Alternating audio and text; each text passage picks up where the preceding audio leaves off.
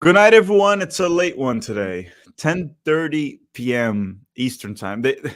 Like, I always thought that the limit should be 9:30 p.m. Eastern time. That would be already kind of late, but it's still manageable. Like the game on Saturday was already a bit rough. It was at 9 p.m., but it was Saturday night. But Tuesday night at 10:30 p.m. Eastern time, where most Americans live on the East Coast, it sucks, man. I mean, I'm drinking coffee right now. I'm literally Yeah, drinking I coffee. get it. I mean, I'm on the West Coast, so it's not as bad for me, but man, 10:30, you're right. Like that's a late ass time. And surely they understand why did they schedule it this late? Like it's in Guadalajara, but you could also schedule it 2 hours earlier in Guadalajara. It's the same time as here. Yeah, I or guess at that least maybe because one it's a hour, right? weekday, they're trying to make sure everybody can get there from work. I don't know. I mean, people can leave work a little bit, right? Early. It's also you can also schedule at 9:30 p.m. Eastern time. That's 6:30 p.m. Most people leave work at 5. So you have enough time, right? But it is what it is. The game's gonna be super late. It's still a derby, and usually these games are very exciting, even when they're friendlies. So it should keep us awake, hopefully. Hopefully it's intense. Hopefully there's a lot of goals. And the U.S. men's national team, we're going to talk about the Mexico starting 11 very soon because it's really bad. No offense to Mexico, but it's really freaking bad. Yeah, no, it is bad. As bad as our line, not our lineup's not bad, but as many players as we're missing, I still bet this team to beat Mexico. I think our starting 11 is better than theirs, and we'll talk about it in a second here, comparing the two teams, right, position by position. But we're gonna play Mexico today in Guadalajara, and this is the starting 11 that Mauricio Pochettino put out. Outside of Tillman and Aronson, which could be flipped, I'm pretty sure most of that is accurate, right? Besides, yeah, That is almost exactly the lineup I would have gone with, except I would have probably gone right for Aronson. But other than that, that is it to a T. or Haji on the left wing. That's what I mean. Right. How'd you right for Aronson? Oh, okay. Sorry, I thought you meant like Brendan Aronson on the right wing. That's what I thought. Oh, no. I'd get Haji on the left. Yeah. Mauricio Pochettino's in the chat. But okay, so everyone, the starting 11 is Matt Turner on goal, Joe Scally on the right, Mark McKenzie and Tim Ream are the two center backs, Jedi Robinson the left back, Gianluca Busio and Aiden Morris will be the double pivot, just like how we played against Panama. Malik Tillman or Aronson will be playing at the 10, and the other one on the left wing. However, at the same time, whoever's playing there on the left wing, somewhat in a similar role to Christian Pulisic, they'll tuck inside quite a bit. It's almost like a double 10. Very often in possession, we were playing like a 3-2-4-1. Is that correct? 3-2-4. Yes, 3-2-4-1 with almost like double 10s, like Pulisic and Aronson through the middle. Yeah, because A-Rob was so high on the left. Yeah, and then Musa would provide the width on the right. A-Rob would provide the width on the left. And then Josh Sargent gets another opportunity today, Pete. Why don't we talk about that? Because Sargent, for some reason, has been a very controversial topic these days, Josh Sargent, right? And I'm going to put it this way here for Sargent. What he's been doing for his club has earned him opportunities with the U.S. men's national team. Now, in my opinion, he hasn't been great for the national team for the most part, for most of his career, right? Some people are going to say, but he was fine in the World Cup. And he was, in fact, fine in the World Cup. He didn't score, didn't get an assist, but he played well until I think he rolled his ankle, something like that. Yeah, he stepped on the ball against Iran. Yeah, but he was fine in the World Cup. Nothing brilliant, but he was holding his own. He was our best center forward for sure in the World Cup. After that, barely played due to injuries here and there. Copa America, he got like 25, 30 minutes. Also didn't look good during those minutes. Last game, he got an opportunity. He was pretty freaking bad against Panama. I think today it's fair for us to say that the opportunity for Sargent today is simply to keep himself on, like, in the fight with Ricardo Pepi for the backup position. Balogun's still the number one.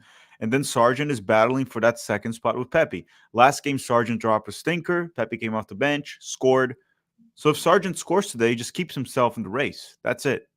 Yeah, I think that there's two extremes on the Sargent discussion, and I disagree with both of them.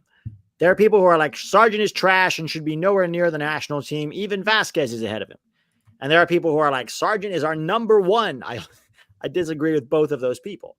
I think that Sargent and Pepi, up until this camp, were fighting for second spot. And it's true.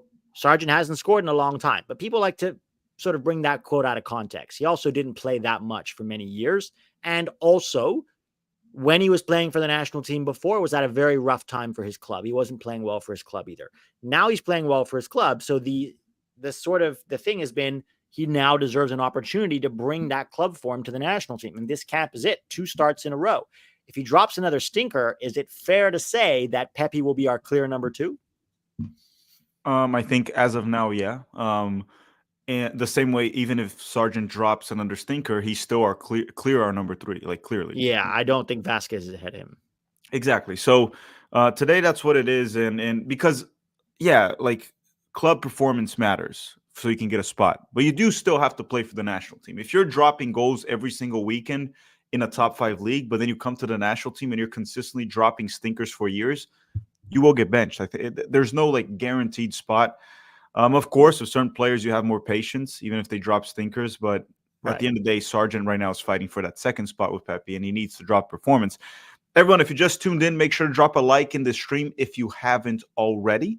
Okay, please drop a like in the stream. Let's try to get it to 200, whatever amount we can. It's free, and it helps the channel quite a bit. And I'm going to talk about the sponsor of this stream very soon, SoRare. The link is in the description. I'll talk about it in a second. But before we get to that, Pete, I think I don't know if you want me to put the quote up, but Casey Keller, tight underwear, Mr. Keller, former U.S. men's national team player. Oh, man. Should I bring up the quote? Yeah, you should. This is worth discussing. I think this is worth discussing a lot because this was the same guy telling the fans not to boycott. This was the same guy that was always defending Greg Berhalter. He was one of the few people after Copa America who was saying we shouldn't fire Berhalter. One of the few.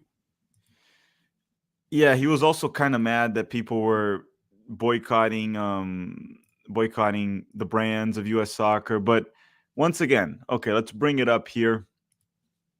This is the quote. I think it's worth they're like, why is it always Keller? It's always him, right? He always has like that. Every time I see him on ESPN, it's like I don't know, man. He just looks like one of those guys that puts some very tight underwear in the morning and he's just uncomfortable all day. It's just like squeezing his nuts and he's just on a bad mood. I don't understand what goes on with these guys who were great men, like great players for us, ballers back in their day. And then they just turn into these simps afterwards, like in their old age, or not even old age, in their middle age, they become like these weird. I don't get it, man.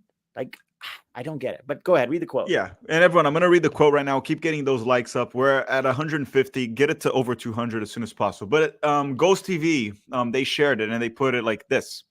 USMNT legend Casey Keller is furious after Mauricio Pochettino let Christian Pulisic and a few others leave camp before facing Mexico.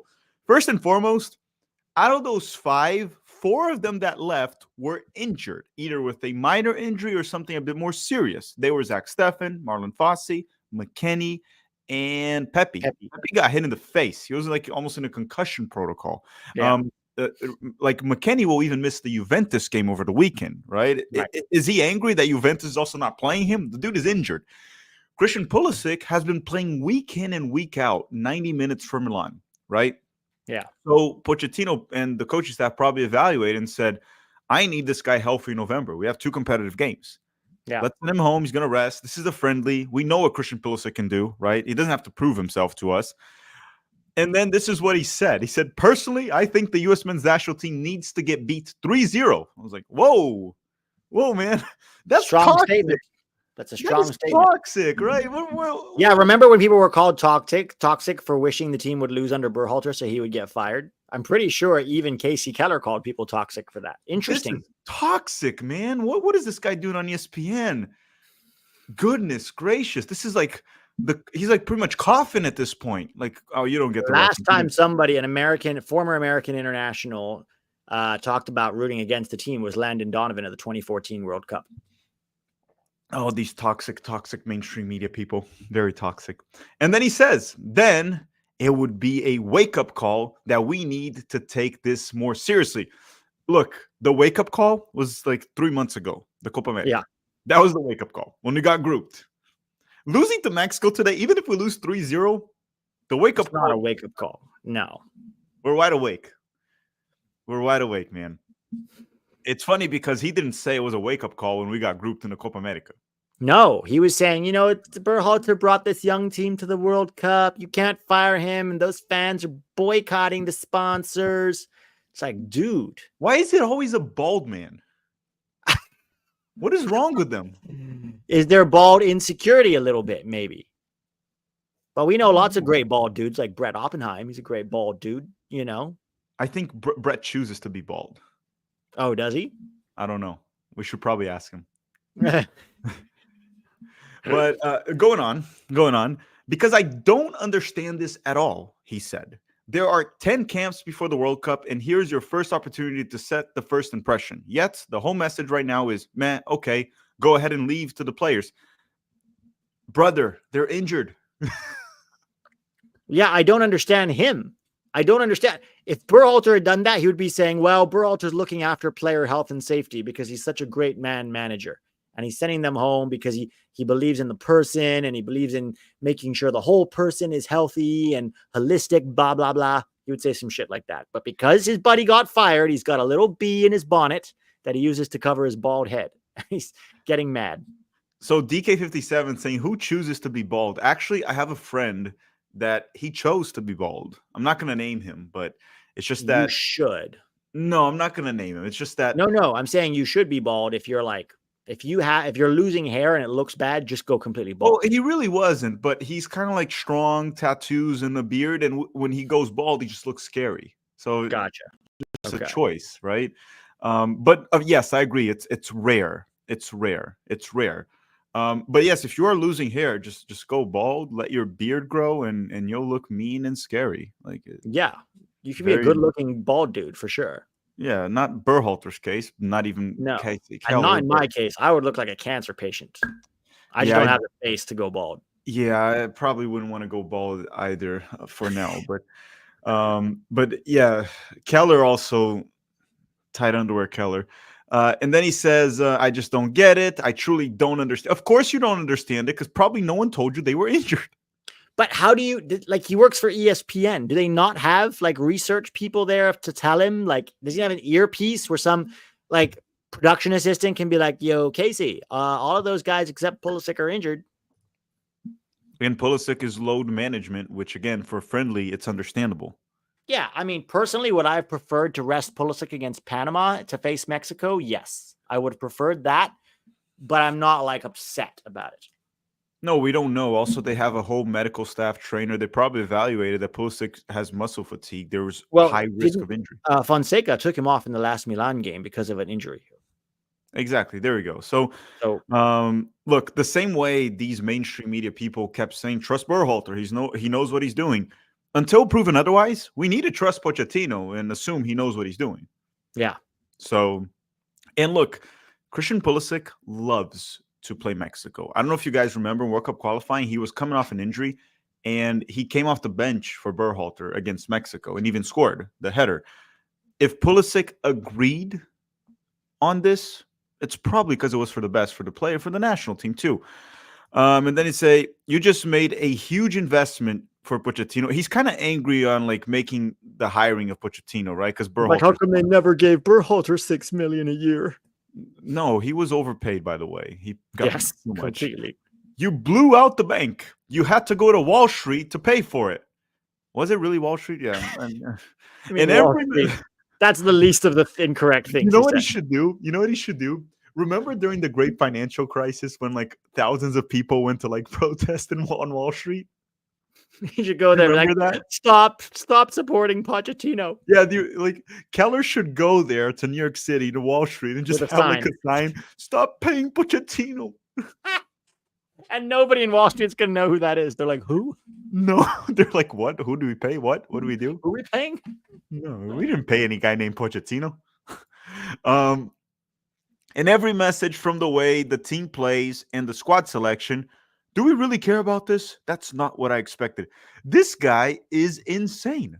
Like, he literally doesn't know. And listen, guys, I'm not the type to fight anyone. You guys know that. You all follow me on Twitter. I'm like the USMNT Gandhi. I don't fight people. I just bully them on Twitter from time to time, just like Gandhi would do. Gandhi would do the exact same.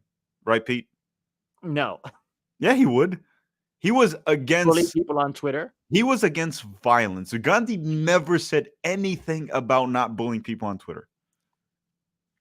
Yeah, as someone who lived in India for 7 years, I think there's a lot of people who might disagree with you. Although he did not specifically say you shouldn't bully people on Twitter, for sure. A lot of people might disagree with me, but you know who doesn't disagree with me? Gandhi. Everything is falling flat. What a wasted dude! This guy's acting as if Pochettino hasn't been like letting everyone go for months. It's the first. He's had one game, and he's like, "It's fun." That is more criticism in one game for Pochettino than he gave Berhalter in 6 years. Matt Murphy saying, "I agree with Keller. The players that are playing are met, but Matt Murphy, the context matters. These are the players that are available. Yeah, like we can't. If you make a player play when he's injured, it's extremely irresponsible. Yeah, we agree that a lot of these players are met, but these are the players available. Yeah. And then he goes on and is like, everything is falling flat. He's like, the world is ending. It's over. Pochettino's playing the guys that are healthy. It's not like they've been dominating games over the last 8 months. Well, I mean, who was in charge over the last? Yeah. No mention of it being Greg's fault. Pochettino got grouped in the Copa America. He's also making it sound like Pochettino's been asked with this team for 8 months. That's the funny. You know how he kind of strings it together? Everything is falling flat. It's not like I'm dominating for 8 months. What's the connection? That's not Pochettino's fault. What does Pochettino have to do with this? They need every game they can to be informed before the World Cup. Brother, listen, Morocco hired a coach 6 months before the World Cup, and he figured it out. Don't worry. But I generally agree. The more like reps you have, the better, but not if you're injured. And then he's saying, basically what Pochettino's saying is that clubs are more important than the national team. Look, I'm going to say one thing here. There were several occasions where Berhalter would leave a player out for whatever reason, like talking to clubs due to muscle fatigue or just like load management or like minor injuries. That happened many times under Berhalter. Many times. Not a word from Casey. Not a word. And honestly, whenever Berhalter chose to preserve players due to their health, I'm okay with it. We even complain about Berhalter playing Tyler Adams half fit. And then guess what? Tyler Adams had to get surgery again. So again, what's the deal? Like against Mexico in World Cup qualifying, because Pulisic wasn't fully fit, Berhalter put Pulisic coming off the bench, and we were fine with that. That was a decision from the medical staff. Berhalter said Reina would have been in a limited role during the World Cup because he wasn't trying and because he wasn't fully fit. Again, like the coaching staff I don't get it, man. It's but let's finish what he's saying. He's like, I hear so many reporters talking about we needed to hire this manager, and now like, man, it's okay. Go back to our club. I don't care. I'm really questioning this. This guy is a complete imbecile. He's just basically ignoring all the facts of the case, and he's just constructing this alternate reality where all these fit players who are healthy and fit and ready to go, Pochettino like put them in a rowboat and like told his son to row them back to Europe.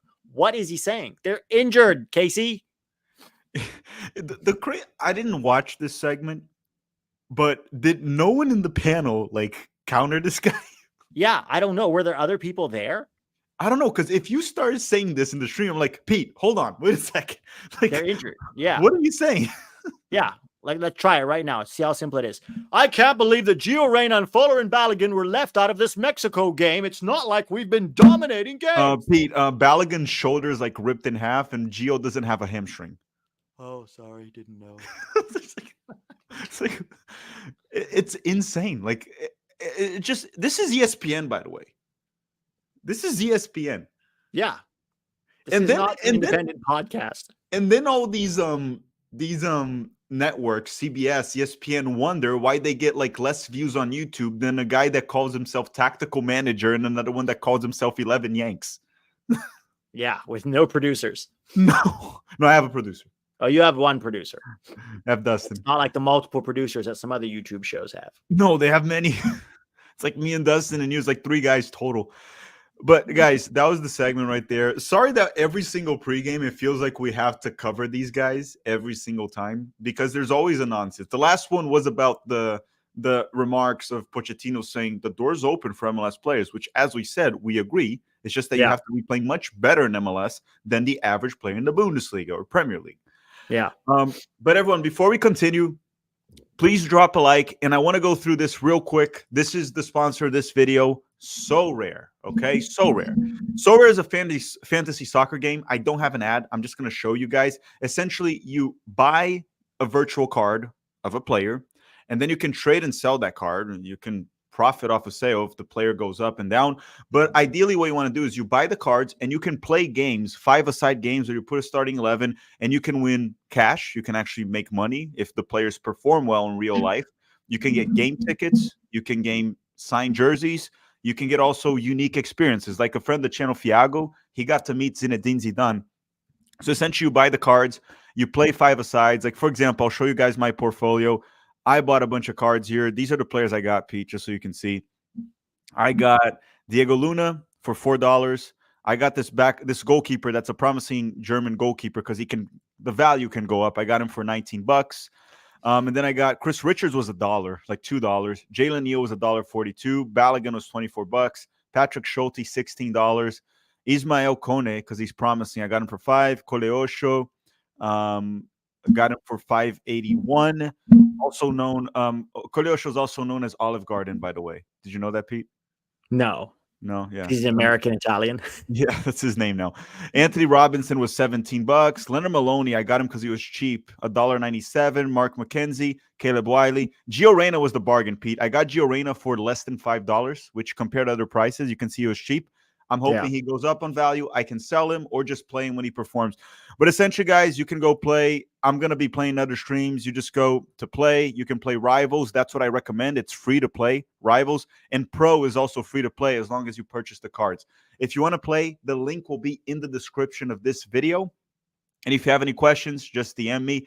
And once you use my link in the description, you get $50 in credits to play. So you get $50 to play with cards, right? The cards that you're going to play in the 5-a-side. So that's So Rare. If you want to play, link is in the description. If you have any questions, I will help you guys out. And that's all. Like, go play So Rare. I'll talk about them more during the stream. It's a fun game, by the way, and you can make a lot of money off it, but play with responsibility, right? It's a mix of card collection, where you can make money off the cards, and fantasy soccer. If they perform in real life, you make money in the game. It's a mix of both. And that's all for today with So Rare. Link will be in the description, and you'll have a $50 credit bonus if you use our link. Gio Lopez saying, Pete, have you ever had Indian street food? Yeah, for years, nonstop. I ate it all the time. Did you get explosive diarrhea from it? In year one, yes, but eventually your stomach adapts and it goes, okay, this is what we're doing now, and then you're fine. Okay. Jeff Carey's saying, I'm exhausted. I woke up in a chick's bed at 4 a.m. I had to get out. Her name was Lola. She talked like a man. The life and times of Jeff Carey, everyone. Historian and spicy what? Spicy online stalker? I mean, maybe she was a man. We don't know. Like, did you... We have a story about that. I mean, not from us. That please, don't make it sound like that. It was not us, but we hung out with somebody who had quite a tale to tell. It was very entertaining. Yeah, someone that many people know, by the way. We'll keep it to ourselves. We will not out him. Maybe like 5 years we can get into that story, maybe, or 10 years. Yes. Zach, how you doing, man? Zach actually played soccer with me here in Orlando a few months ago, and he said Keller's a great dude. Yeah, great dude. He played here in Orlando with us a while back. And Zach says, Keller said that on Football Americas. So that's Herc's show, actually. And then he said, Seb didn't say much, but Jeff Carlisle disagreed with him except for Pulisic. Herc wasn't on the show to push back. Okay. So it was just Seb Salazar, Jeff Carlisle. I actually don't disagree with the Pulisic one. This is a friendly. And if they judged and Pulisic accepted it, it means it was probably the best. I would want Pulisic to play against Mexico. I really wanted to, but yes, I wanted it too. I was disappointed when all these guys left, but health and safety comes first. Christopher Pena is saying Messi got a hat trick and 2 assists versus Bolivia. I know, because I have Messi's card on So Rare, and I just played him. So Messi is helping me make money. So yeah, I know. So I do have the Messi. I don't know if you guys saw that. I got the Messi card because, well, he's playing MLS, so he's been putting some good numbers there. Oh, one thing I forgot to tell you guys about Sorare, unlike other fantasy games where you pay to play, right? You pay per play every time you play. With Sorare, once you buy the cards, you can just keep playing with those cards until the player retires. So you buy the cards and you can keep playing. Okay, Yeah. link is in the description if you want to play. How much is Messi tack? I got him for $40 on the limited rarity one, $40. But if you get the rare Messi ones, which is obviously the more rare the card is, the more rewards you can win. If you win your games, it can go for like 200. But I got Messi for 40, which is not too bad in the game if you look at the price. And Pete, I got Kevin Sullivan. Buy I'm low, gonna sell hold the high. card. I'm gonna hold the card. If he becomes Yeah. what people are saying, How it's much gonna- was he? $14. 14? Yeah. Jesus, how is he more expensive than Gio? Well, Gio's really down because he's not playing for a long time. I mean, but this guy's never played. Oh no, that's not true. He Yeah. played half an hour in MLS. Yeah, but Interesting. Gio also like it's also performance based, and what happens is like Gio hasn't performed, so he's kind of like Gio right now is kind of useless in so rare because Right. he's not playing. Right. Kevin is just hyped, and it's also a card that's rare, right? It's this season's card for him specifically. But anyhow, if you guys want to play, link is in the description for so rare, and you get $50 in credit to play also with the link. Cole is saying, why was Pepe sent back with a head injury but finished the game? I guess like when he was in the game, they judged that he was fine to continue. And then after they did some, I don't know, examination, maybe he got into the concussion protocol. I really don't know. We'll see if he plays for PSV. Did you get anything out of that? That's all I heard. Yeah, I didn't hear anything either, but you don't mess around with concussions. It can fuck you up. Yeah, so that's what it was with Pepe. So again, like guys, here's the problem. One thing me and Pete very often didn't do was question like medical staff decisions. No. We didn't question that. For all of our like quote unquote negativity against Berhalter, we were never like, how come he didn't play this injured player? It just feels like it. You know what it feels like? It felt like the only thing that Casey Keller could criticize. Right? So that's all he had. And he was still mad, you know, texting Greg before, Pochettino is not better than you. And then like, that's all he could rant about. So he did it, you know? Yeah. And I mean, they're all just jealous because Pochettino has great hair. That's the thing. They finally hired a coach with hair, someone we identify with. Yeah. Yeah. I mean, it's been a while since we had a coach with good hair. Because Klinsmann also had really thin hair. It was kind of like balding a little bit. Bruce Arena was bald the last time, pretty much. He just didn't accept it. Bradley. So was Bradley. And then before that, it was Bruce Arena still. It was a younger Bruce Arena, but you know who has good hair? BJ. BJ has good hair. Yes. BJ has good hair. And that's why we play the best soccer around with BJ. Coaches need to have hair, guys. It's just the thing. Like Scaloni has hair. I mean, Pep doesn't, to be fair. You're ruining the agenda here. But Ten Hag, he's terrible. And Klopp has hair. That is true. Klopp has hair. What about this new Chelsea coach? Maresca? Yeah, no hair. Yeah, he's probably going to be terrible coach, even though he's been doing great. Yeah, Rick Green, thank you for becoming a YouTube member, Rick. Thank you very much. So the starting 11s are on screen right now. Aronson and Tillman, we don't know if they're going to be interchanged there. And FootMob, for some stupid, idiotic reason, they put Aiden Morris on the right wing. Aiden Morris is not playing on the right wing. It's Yunus Musa. Okay? I would not like to see Aiden Morris on the right wing. No. Now, Mexico, it's also not accurate. Pineda is probably the 10. Alvarado is the right wing, and Huerta is probably the left wing. But I just want to say one thing about Mexico's starting 11. It's complete and utter garbage. This is a terrible starting 11. Outside of the two center backs, it's mostly media. Oh, and it's an Alvarez. And Raul apparently is back to life there with Fulham. He's been playing very well in the Premier League finally, which is actually quite remarkable after he went through that horrible head injury and he came back.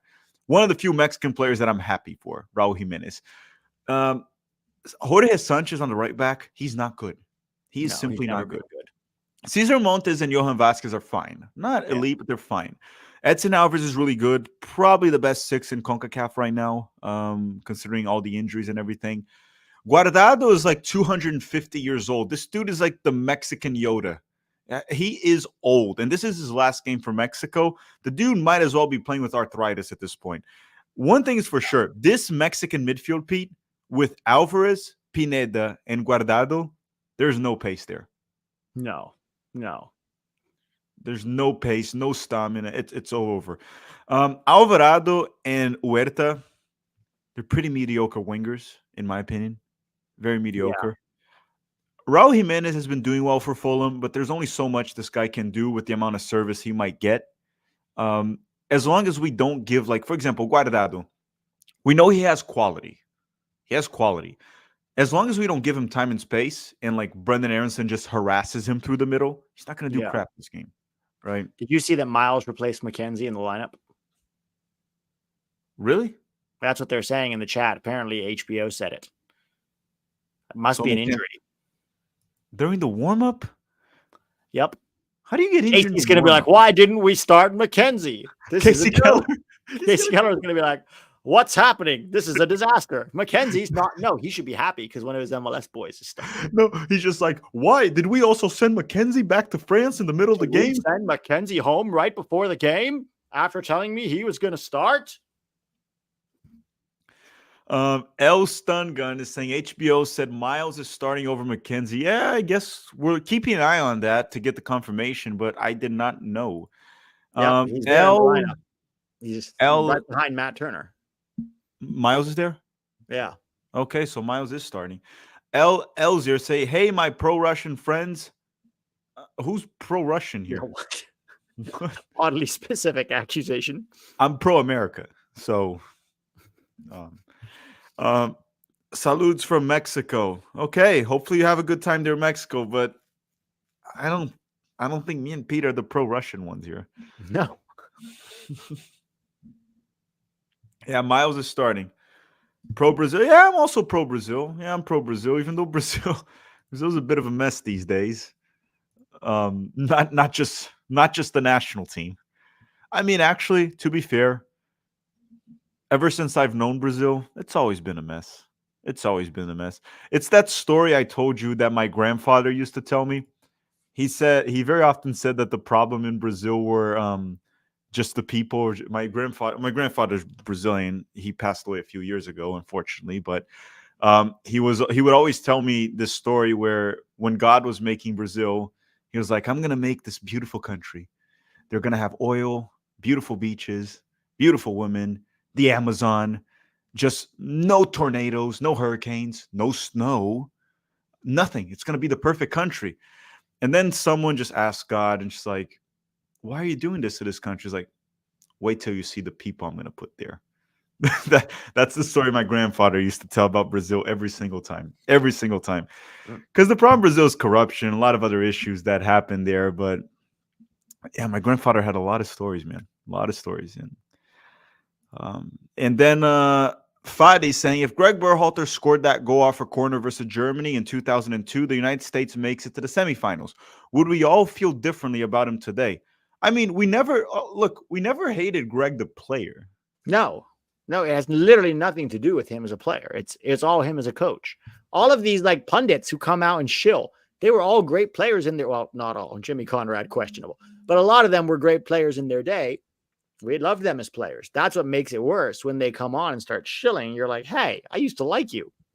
Mm-hmm.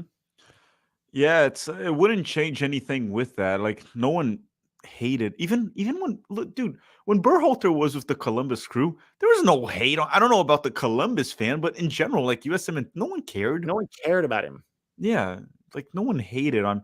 It was more like the too sketchy hiring processes, the whole like nepotism thing, all of that, and then the years and years of like mediocrity, the press conferences, weird decisions.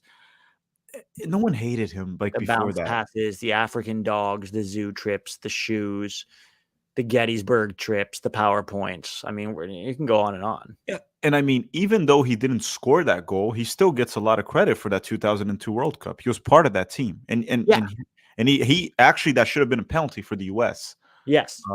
So credit to him for that. No one hates him for that. It doesn't really change. Same thing with like Lyndon Donovan. He's a USMNT legend. He's one of the best, and even arguably you can put him up there with like as number one in terms of like performances and what he accomplished with the national team.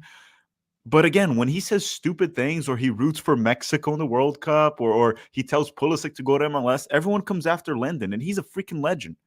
Yeah. He's a legend. No one hates. I hope no one hates Lendon, the player.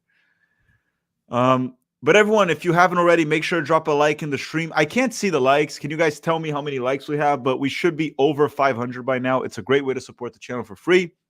And then if you want, you can join my Patreon. Link is in the description. You can also join Pete's Patreon. Link is in any video.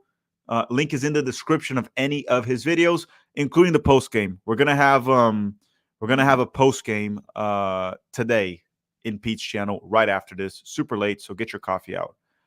Get your coffee out right now. So the game hasn't started. Okay, they're doing the national anthems. Now they're doing the one for Mexico. Pete, before we even start, score prediction with these lineups? Ooh, I'm gonna go 1-1. 1-1. Yeah. You don't think we'll win? Miles is starting. I mean, Miles yeah. is gonna have to guard Raul Jimenez. So I think 1-1 is probably fair. Okay. Yeah, I do.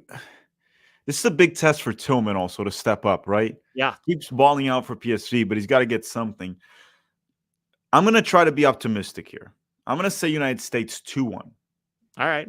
Mexico gets a goal. I can see us conceding one, but I think we have a good enough team to pull maybe 2 goals here, play a little bit better. And honestly, in the past few matchups against Mexico, the players usually seem to step up more, right, when we play Mexico. Yeah, at least under Berhalter. Let's see what happens here. SRKN saying, will you please stop saying pray for insert team? The last 4 or 5 times you've said that, team you pray ends up winning. Please, that's not true. Okay, that is not true. I've been saying that for a long time, and Milan has won more games than lost. That is not, and Pulisic scores almost every game for Milan. So that's not true. Someone should probably track how many times I say pray for this team and see what my record is. People are just picking on me for it because the Parma account found my tweet once. But most of the time, the team wins. Most of the time, it wins. Someone should just keep track of it. The problem with like the whole tactical jinx narrative is that people literally pick, like when I get it right, no one cares, Pete. Right. No one cares. When I get it wrong, everyone's like quote tweeting it when I get it wrong. Sounds like the story of our channels. Yes, exactly. So then they're like, oh, tactical jinxed it again. It's like, yeah, if you guys always pick when I get it right, it's going to look like I jinxed it. And when I get it wrong, then when I get it right, no one gives a crap. No one cares. Is the stadium really empty? No, it's not empty. It's not full, but it's pretty full. I'd say 70 to 80% full. Okay. Which isn't it like 100,000 seater stadium almost? Stadio Akron. Let me see. Oh, wait. No, it's not Azteca. Duh. No, but it's not a small stadium. No, it's no, huge. actually, it's 46,000. So it's like a average size, above average. That's pretty good. Yeah. Above average. But yeah, everyone, make sure if you tuned in to drop a like, and don't forget we go to 11 Yanks after this game for a post match. And keep in mind one thing. I know a lot of you might go to sleep during the game or even after the game. You can watch the post game tomorrow too, and that way you get a bit of a recap, right? That's another way to see it. You get a recap. So even if you guys go to sleep, we have the post game that will be a recap, and then I also do the 7 things we learned. So essentially, if you watch our post game at 11 Yanks and the 7 things we learned, you'll probably know everything that happened in the game, more or less.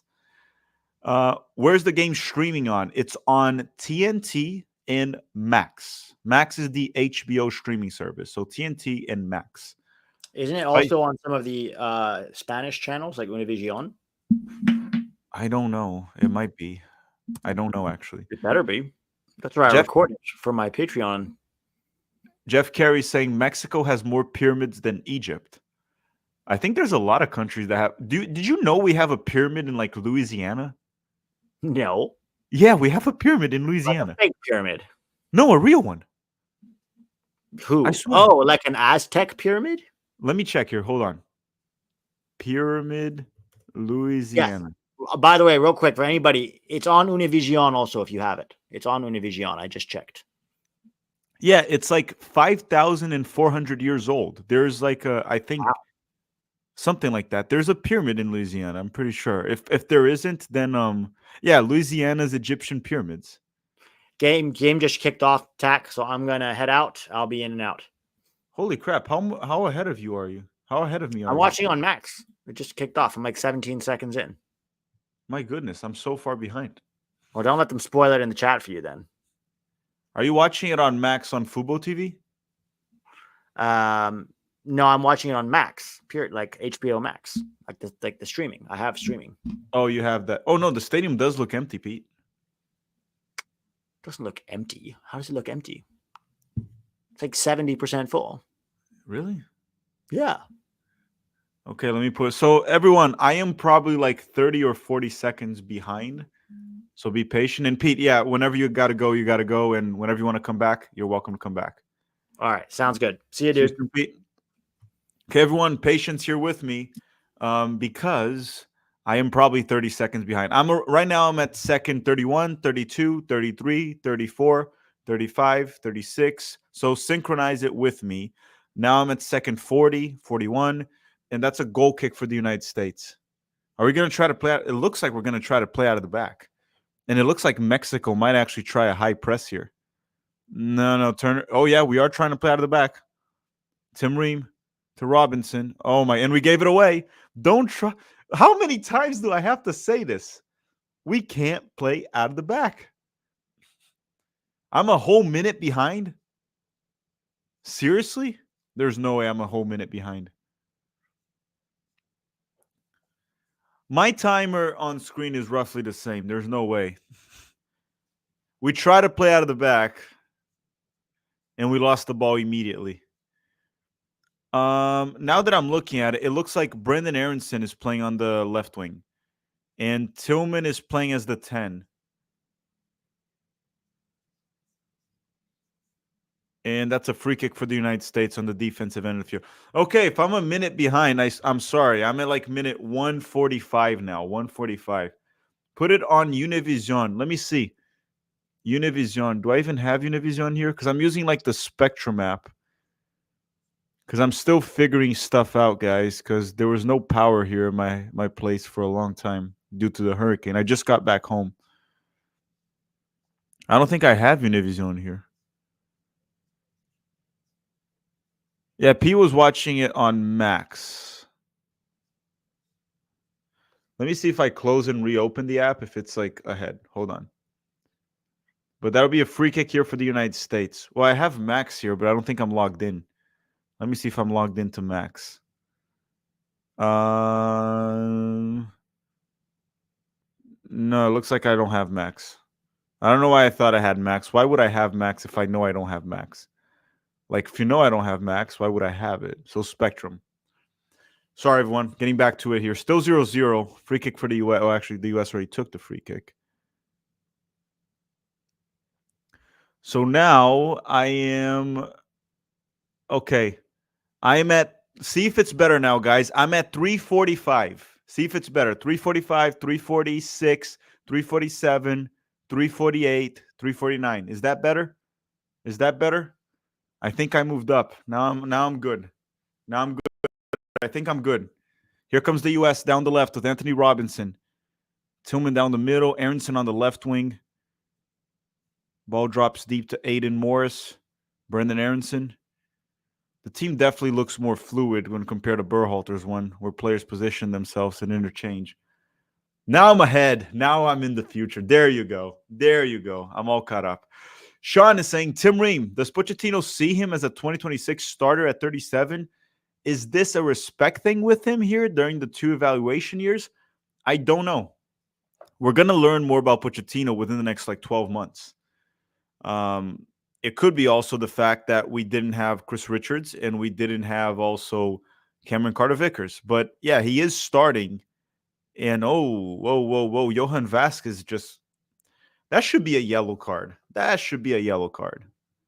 That should be a yellow card right there. I don't know, Sean. I don't know what Pochettino sees there.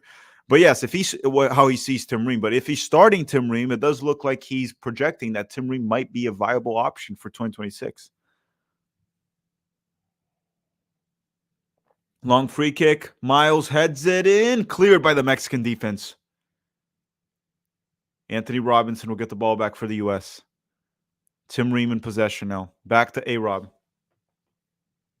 Here comes the United States. Brendan Aronson. And he's dispossessed, and Mexico recovers the ball. Brendan Aronson dispossessed. Jeff Gary, thank you for the super chat again, saying, glad you're home. Your bathroom feed is working great. Nice.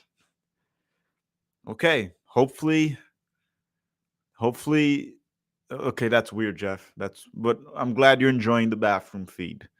I don't know how you got the camera there, but everyone, make sure to drop a like in the stream. I don't know how many we have. Let me check how many likes we have. We are at 478. Let's get those likes to 600. It's a great way to support the channel. We're at minute 6 here. Matt Turner with the ball. Just get them up. It's free. And once again, this stream is brought to you by SoRare. Link to play SoRare is in the description. If you use our link, you get $50 in credit. You can collect your cards. You can also play games to win awards. I'm going to be playing a lot of SoRare also in streams, and we'll be posting it in my picks and the cards that I have in social media. But thank you, everyone that joined the stream. Thank you very much, everyone. The link to play SoRare is in the description. Back to the game. Okay, 6 minutes and 40 seconds here. Mexico in possession once again. Oh, Malik Tillman. He just knocked down. Was that old man Guardado? Dude, you can't hit an old man like that. How old is Guardado? 40-something? Actually, he didn't really hit Guardado. Guardado kind of stepped on Tillman. Didn't really do anything. Bone 6000 is saying, is there any Nations League implications with this game? No, Bone. No Nations League implications for this game. None. This game is just a friendly. Next month, we have the Nations League quarterfinals. The U.S. will be playing. I believe the United States will play Suriname. Canada will be playing the Nations League quarterfinals. I believe Mexico, and if I'm not mistaken, it'll be Panama. I believe it's Panama. Or is it Jamaica? Probably Panama.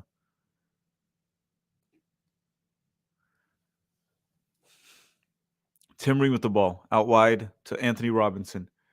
A-Rob finds Gianluca Busio. Busio, good ball to Malik Tillman.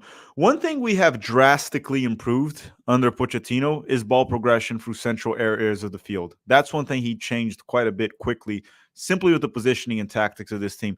Okay, here comes Mexico. Okay, that was a poor shot from, I think it was Orbelin Pineda. Malik Tillman. Back to Aiden Morris. A-Rob. A-Rob is so... Dude, one thing with A-Rob is a really good player, just to make that clear. But that man is so awkward on the ball. So awkward. It's crazy. In possession, he's very, very, very, very, very awkward. Gianluca Busio dribbling the ball forward on his own. Kind of trying to dribble. Oh, why? What's wrong with the Mexican players, man? Why do they have to behave like this? They're just trying to beat the living crap out of all players. Like, relax, chill. It's a friend. Actually, Mexico is probably taking this game very seriously. But as I said before, I'm known, I don't know if you guys agree with this, but I'm known as the U.S. men's national team Gandhi. I'm all for peace and love. So I don't like when players are hitting each other. Malik Tillman. Okay, Joe Scally with the bad touch. Goes out of bounds. That's a throw-in for Mexico. Throw-in for Mexico. You should all start calling me the USMNT Gandhi. Because mainstream media will say I'm toxic. I am not. I'm pretty sure people also called Gandhi toxic back in the day. They probably did. No, the game is on TNT, Univision, and Max. Mike X Stat is saying, do we know why the vibes are down in the stadium? Because friendly match and cost, maybe. I don't recognize hardly any of their players nowadays. Look, I would totally understand if the Mexican fan base is just not really excited with this generation. I'm sure the Mexican fans will be, um, um, the Mexican fans will be excited for the World Cup, but I totally understand why they're not excited right now. This team got grouped in the World Cup for the first time since what, like the 80s? I don't even remember. Like every World Cup I watched in my life, Mexico has made it out of the group besides the 2022 one. They keep getting spanked, right, by the United States. They got grouped in the Copa America. The generation's not exciting. They don't really have good players or young, promising players. So I understand why the Mexican fan base is probably just like Derek from the Straight Red Card would say, they're just flaccid right now. Okay, here comes the U.S. Brendan Aronson, of course, he freaking had a dribble back. No foul. Brendan, get up. Get up. My goodness. That's not a foul. Brendan just fell around. That's not a foul. Mexico is playing very physical right now, though. I mean, you'd think they would take the game seriously, right? They haven't beaten the U.S. in like 6 games. 7 if you count El Cachico. Cross goes in, cleared. Edson Alvarez with a terrible shot. Terrible, terrible shot from A-Rob. Yeah, so, Mike, I just think the Mexican fans are bummed out by this team. They're ass. They're not good. They're not good. The Mexican fans can't take it anymore. So I just finished my coffee here. The only issue with drinking coffee during the stream is that usually when I drink coffee, and keep this secret between us, I end up having to go to the bathroom. You know? But I can't do it this time because I'm doing a stream. I can't stream from the toilet. I'd probably get banned from YouTube. And that would just be nasty and wrong. So I'm just gonna have to hold it in. Sorry, guys. Sorry. That's very it's probably something I shouldn't be saying in the stream. Okay, Mexico in possession. Cesar Montes. Johan Vasquez. Okay, Musa trying to press a little bit. Joe Scally recover. Oh my god, that's a soft foul, ref. Soft foul.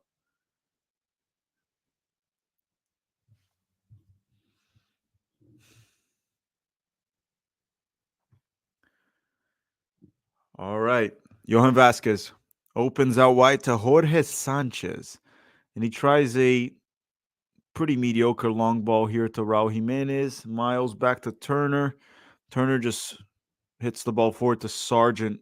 Can't win it, but Gianluca Busio gets it. Out wide to Yunus Musa. Musa, use your pace and dribbling ability, man. Their left back stinks. Go at him. My goodness. Michael C saying the commentary doesn't match the game time. So my game time right now is 13:20, 13:21, 13:22, 13:23, 13:25. That's my game time. So I am 20 seconds ahead the timer on screen. Sorry guys, I can't synchronize it. I don't have a production team like CBS. Right? They have like all these fancy stuff and they're paying people thousands and thousands of dollars every month to get it done. I can't do it. I can't do it. But there's my time. Have a beer. I don't even have beer here, man. I look. Don't judge me. Don't judge me. I don't really drink much. I'll have wine occasionally, or if we have a special occasion, I'll have a drink. Or if we're in Miami, I'll have a mojito. But I don't really drink much. I try to stay fit. I try to stay in shape. Cross goes in, Miles cleared. Ream, shoot it, Ream. Shoot it, Ream. Ball goes to Tillman. Tillman, one-on-one with Huerta. Gets across, cleared. And Huerta clears it for Mexico. Tries to find Raul Jimenez. A-Rob versus his teammate. A-Rob and Raul, they both play for Fulham. Yunus Musa back to Gianluca Busio. Busio trying to find options. He finds Aiden Morris through the middle. Aiden Morris, and we're going to go back to Tim Ream. Out wide to Joe Scally. Gianluca Busio. Scally again. Not many options, right? And Scally's just dribbling into space here. Finds Josh Sargent. Back to Sargent. Horrible pass. We still have the ball. Tillman. Tillman, wake up, man. Wake up. Okay, Tillman. That's a foul, ref. That's a foul, ref. Ref, are you going to call a foul? They're like tripping all over Malik Tillman. Yunus Musa. Down the right. Brendan Aronson. Nice little move from Brendan. Brendan goes out wide down the right flank here with Yunus Musa. And we're going to restart the play all the way back with Joe Scally. Joe Scally. Miles Robinson to Tim Ream. Okay, risky pass there from Miles Robinson, but Tim Ream dribbles into space, finds Aronson. Horrible touch from Brendan Aronson. Aronson, no, oh, ref, there's not a foul, ref. In a horrible pass from Brendan to Sargent. My goodness, I can't deal with Brendan Aronson anymore. Brendan Aronson is giving me anxiety.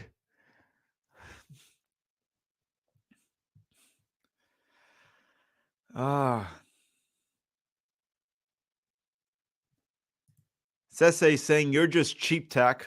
Yeah, man. In today's economy, be cheap or die. You got to be cheap. To be fair, I pay for good internet here.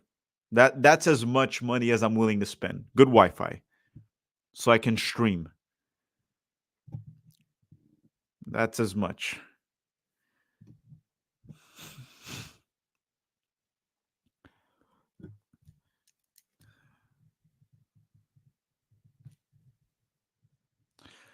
Okay. Guardado back. Guardado to ball for Mexico. Tries to go forward to Huerta. Back to Guardado. Huerta. Okay, it worked. Edson Alvarez has it through the middle.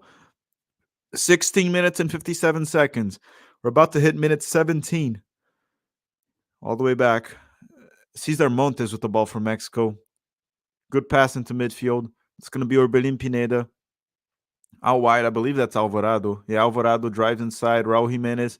Jimenez blocked by Gianluca Busio with the shot. Guardado opens out wide, and that's going to be Orbelin Pineda all the way back to Cesar Montes. So far, probably the worst performer for the U.S. has been Brendan Aronson, just hustling all over the place and losing the ball consistently. Can't put a nice through ball. Aronson and Tillman now switched. So Tillman is playing on the left wing, and Aronson's playing the 10. Aiden Morris and Turner, what the heck was that from Matt Turner? Why would you throw that ball to Aiden Morris under pressure through the middle?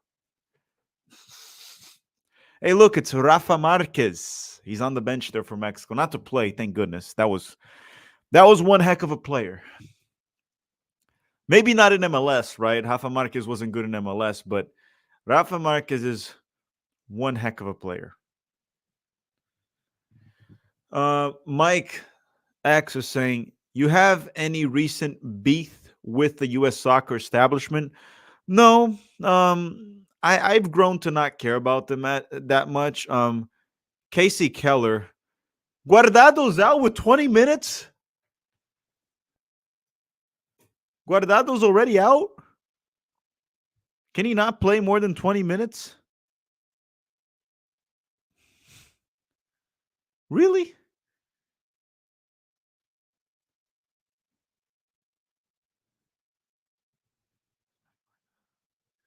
Okay, we'll show our respects for Guardado. Respect. But he gassed out in 20 minutes, maybe. I don't know.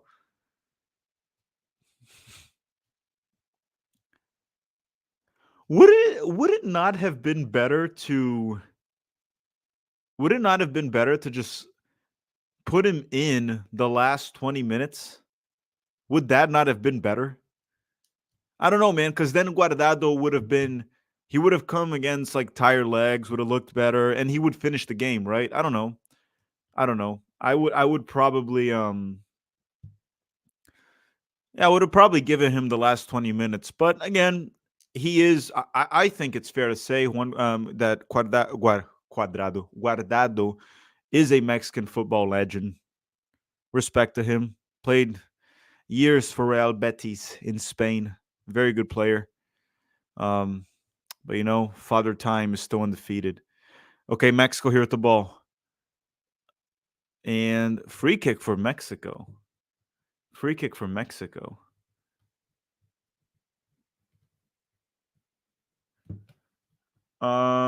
Green, Filippo, can we call you Flip as a nickname? You guys can call me whatever you want. Whatever you prefer. Oh, Lee Woodcock. That's why. 182 caps. They took him out at 1820. Got it. Got it. Okay.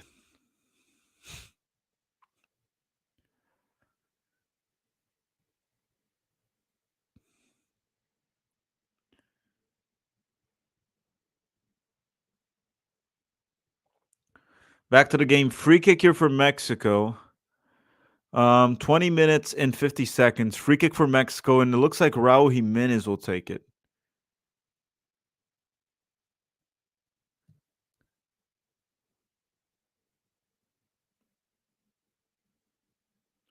Oh! Oh! Oh!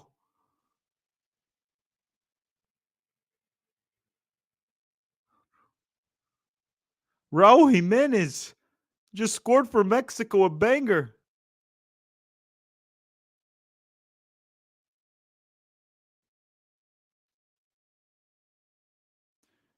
Oh, okay. Okay, we'll recover from this.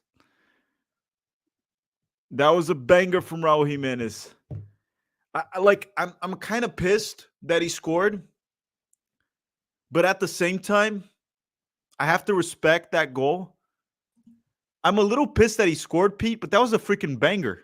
No, it was a beautiful goal, but it's just not for us, so we don't like it.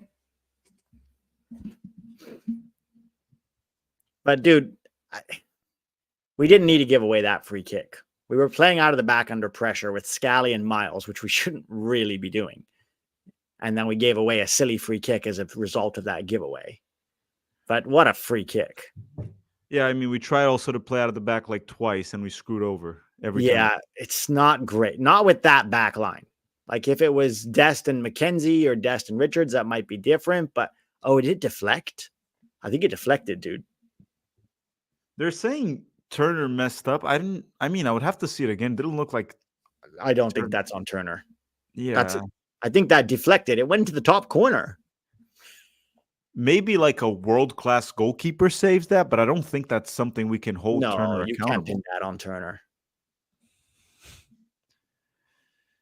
Yeah. Also, Aronson, dude. Aronson he could have put Sargent through, but it was too heavy a pass. And he's like had a couple of those like giveaways unnecessarily. And they're saying Miller, it must have been a planned curtain call. The Guardado sub was planned. It was planned, yeah. It was like it was just a tribute to him and the great career he had with Mexico in general. 182 caps. Yeah. And I mean, a good European career, played a lot for Real Betis. Yeah. We tend to forget, but there was a long time where Hector Herrera and Guardado were like carrying that midfield for years. Oh, yeah. It was a great midfield for them. Hector Herrera hasn't been with them, right? No, he's finished.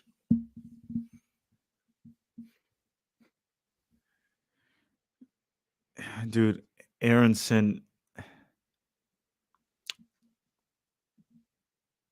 But he passed the ball to Pulisic in the last game, Tack. Yeah, that one pass, like that's what I talk about, people getting caught up in like one moment. Yes. Like Aronson is a professional player. And again, I don't think he's a bad professional player, just to make that clear. So occasionally, if you give him enough minutes, certain good things will happen.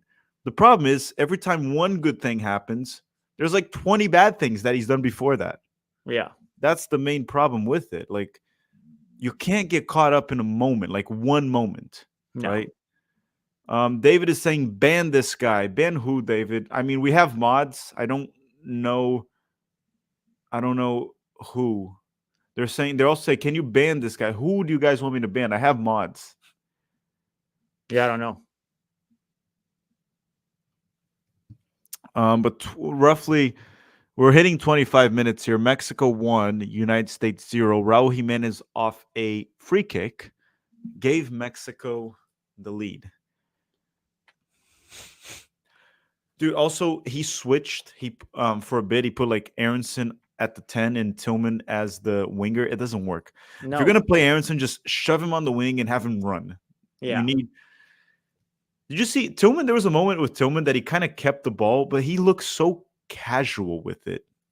Well, he should have released that ball a lot. He tried to dribble around everybody in the box. It's like, dude, they were like should have released it a lot sooner. I think because that works in the Eredivisie. Yeah. And this is the thing. Tillman still doesn't have a really good performance for the U.S. ever, right? Like a really good one. He needs to start putting them up. Otherwise, he's going to be on fraud watch as a guy who plays well for club, but not for country. A-Rob with the giveaway. Yeah, A-Rob. Yellow card to who? Javier Aguirre. Dude, Didn't he go to the hospital? Yeah, I was going to say, how is he even out there? It was, dude, was it diarrhea or something? I don't know what it was. And everyone, if you just tuned in, make sure to drop a like in the stream if you haven't already. Okay, we're gonna try. Once we hit 1,000 likes, then the US will score. That's how it always works here at the channel. We're at 554 likes, so get them up. It's free. It's a great way to support the channel. It brings more people to the stream, and we appreciate it. Mexico here at the ball down the right flank. Okay, dribble inside. Good recovery there from Aiden Morris. And then Aronson passes to A-Rob under pressure. My goodness. We're sitting quite deep. Mexico's coming right at us, and we're trying to build through the midfield whenever we lose it, and we keep giving it away. Oh, come on. Aronson again? Yeah, yeah. Aronson has been a big problem. Dude, he's given the ball away like 7 times. Yeah, pretty much every time he got it. And when he doesn't give it away, it's just a terrible pass. Yeah. Or he'll like run into a Mexico player with the ball at his feet and fall over, and the Mexico player will just walk away with it. Yeah, it hasn't been good. Pete, give me 1 second. I'm just going to go blow my nose real quick. I swear, guys, I'm not going. They're going to think I'm going to go poop. I'm not. I'll be back in like 10 seconds.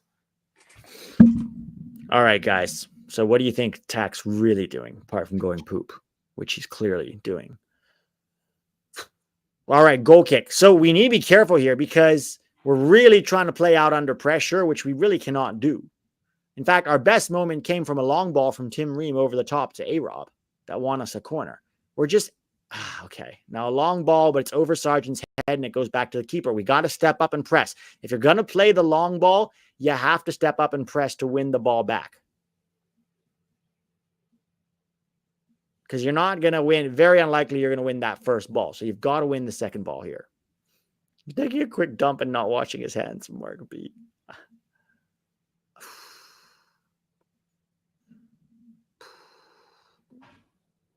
I don't think he messed up. He got a fingertip to it, guys, but that's top corner.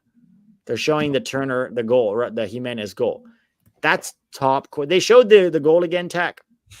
It was top corner. Turner got fingers to it, but you can't say that's on Turner. No, I saw it before too. It's not on Turner. Jonathan is saying Tak went to apologize to Greg for what? Dude, Aronson again. Like back to a player, and then he just falls over and loses the ball. Yeah, it's been enough of Aronson, right? He kind of like sucked both games, and people are gonna keep talking. But he got that past the Pulisic. Yeah, what else did he do? Tillman settles the ball, protects it, kind of trapped. It's just a lack of quality. Like players like Musa, Tillman, you got to step up. Also Sargent too. I mean, I know he's not getting service, but getting no service right now. But yeah, free kick for the United States. Should take off Aronson and bring on Haji Wright and put Tillman in the middle. Oh my God. Matthew Dominguez is saying tactical poop or TV. I didn't go to poop, even though I would be lying to say that I don't have to. I had coffee, and I don't know if coffee does this to you, Pete, but it does to me. It definitely does. It does to Yes. everybody, I think. Yep. It's like a laxative.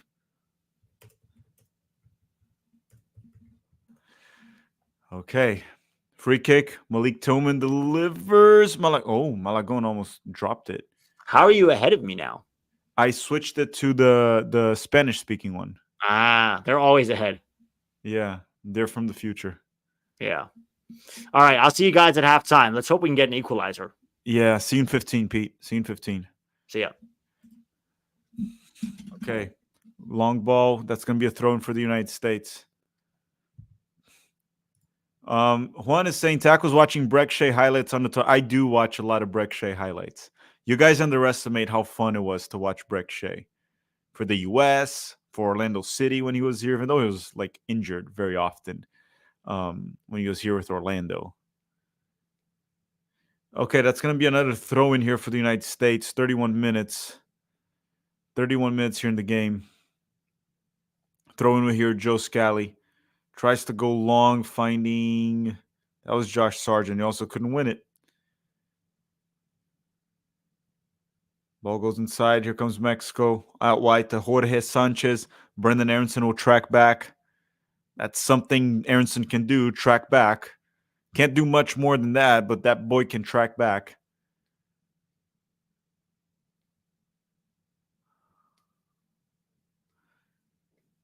Okay, Mexico here at the ball. Tries to switch. That'll go to Alvarado. Yeah, he'll get it. No, Jorge Sanchez against A-Rob now. A-Rob concedes a corner. Was that really necessary? It looks like he's sending Zendejas and Christopher Lund to warm up. Zendejas and Christopher Lund to warm up for the US. Might be a few subs that are coming on at halftime here. Zendejas and Christopher Lund, how would that help? Even Zendejas too, how would that help? It's interesting because now I'm thinking about it. What substitutions could even be made? Like, who do we have on the bench that could be a game changer? Haji Wright for Aronson. That's something. Haji Wright for Aronson. That's one. Brendan Vasquez for Josh Sargent. Besides that, I don't see many subs that are like game changers for the U.S. men's national team. Tillman wins the header. Busio also wins the header. How's that not a foul, ref? Aronson, again, can't even defend anymore, apparently. Yeah, it looks like Aronson can't even defend anymore. Huerta blows by Brendan Aronson. Huerta with the shot, blocked by Miles. Yeah, it looks like Aronson can't even defend anymore. This kind of sucks right now. Oh, yeah, T26 saying it could be minutes management for Jedi. That is true. That could be the reason why he would put Lund. It would be more of like just managing his minutes rather than like an actual tactical sub to change the game. That is true. There could be some changes that Pochettino makes that are just simply due to load management. That is true. Okay, here comes Mexico with Huerta. Ooh, he just nutmegged Aiden Moore's shot, and then Matt Turner with the save. Boys, look, I'm just gonna cut to it. It's not looking pretty right now. It's not looking pretty. So Aiden Morris just got, oh goodness, just got nutmegged by Huerta. Don't go with your... Look, if there's any advice that I can give to anyone in life, and this applies to soccer or anything, don't open your legs. Okay? It's something that I truly go by here. Don't open your legs. When you're playing soccer, don't open your legs. You will get nutmeg. Okay, and he gave actually Aiden Morris a yellow card. And that'll be a free kick for Mexico. And Mexico takes it, ball delivered, and that'll be a goal kick for the United States. Goal kick for the United States. You guys need Drake Calendar. I don't think that Turner is the problem today. Steven Spada saying, what's with this lineup? Well, we're missing like 15 players due to injury, right? We went through this list before. We're missing Gio Reyna, Tyler Adams, Balogun, Pulisic, Weah, McKennie, Richards, Carter Vickers, Serginho Dest. Did I forget anyone? So I'm watching the replay here of the goal. Yeah, I don't think there was much Turner could do there. I don't think there was much Turner could do there on that goal. What? They're giving it a... What? Why is it a corner for Mexico? What just happened? Why? CC Bus 1 saying, when should you open your legs? Well, if it's not a soccer game, you open your legs whenever you want to. Now, if it's a soccer game, I say don't open your legs. You will get nutmegged. Outside a soccer game, oh my goodness, Raul just tried like, what was that? A half volley bicycle kick? And here comes Mexico down the right flank. I believe that's Alvarado with the ball, or is it Orbelin Pineda? Alvarado. Cross goes in. Aronson clears it. Mexico still has the ball. Raul Jimenez cuts, shoots over the crossbar. Keyshawn is saying sack Pochettino and bring Berhalter back. No. Berhalter's employed. Berhalter's working for Chicago. He's with the Chicago Fire.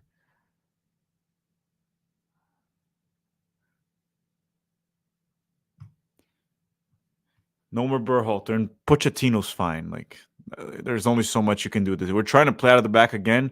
Miles Robinson if Miles Robinson's just going to kick the ball forward like that, why doesn't Turner just do it and you move your line higher up the field? Why are we trying to play out of the back? Cross goes in, clear by Miles.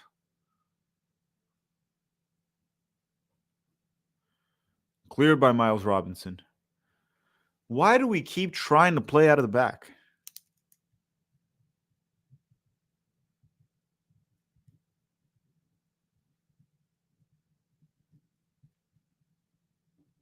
Corner kick for Mexico.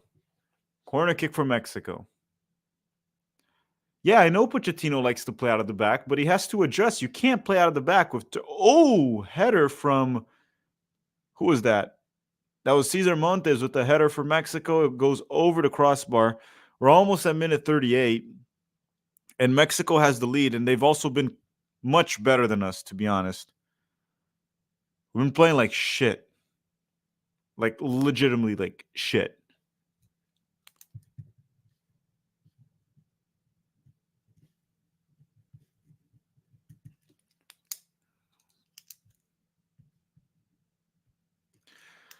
Okay, Malagon in possession, opens it out wide, and Aronson kind of blocks that, and that's going to be a throw-in for the United States.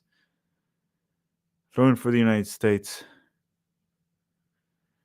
Yeah, the U.S. can still come back. We're still in this game. I mean, Mexico's been doing a bit better than us, but it's not like Mexico's been dominant, and it's not like Mexico has that much quality. This is not a good Mexican side. Joe Scally, Aronson. My goodness, Aronson. My goodness. What a mother-licking abysmal player. Jesus Christ, man. Can we just get Aronson out? I've had enough of Aronson.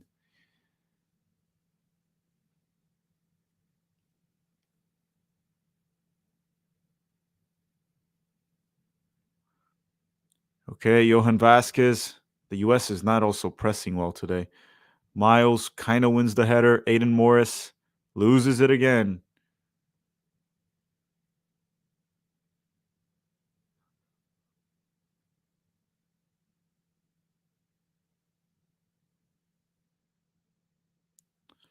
My goodness.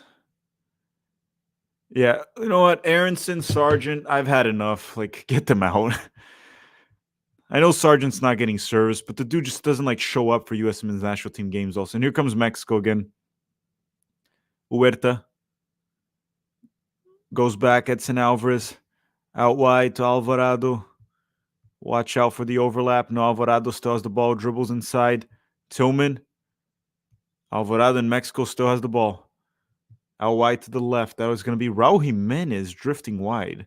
Raul getting saucy there against Brandon Aronson.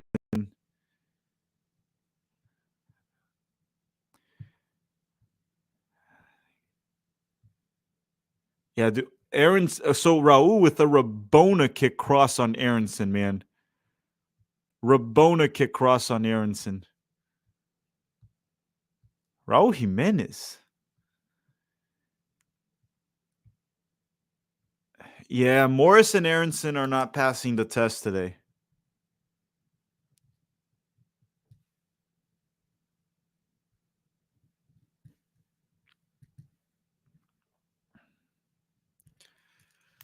Okay. That's going to be a goal kick for the United States. Goal kick for the United States. All right. Everyone, how many likes do we have in the stream? Let's see what other... get those likes up, right? Try to hit 1,000 likes for the United States to tie this game. GhostCar21 saying BBL Shaq Moore also need that famous formation 4-3-3 and play more in the back. You streaming Nations League games? Of course I'm streaming Nations League games.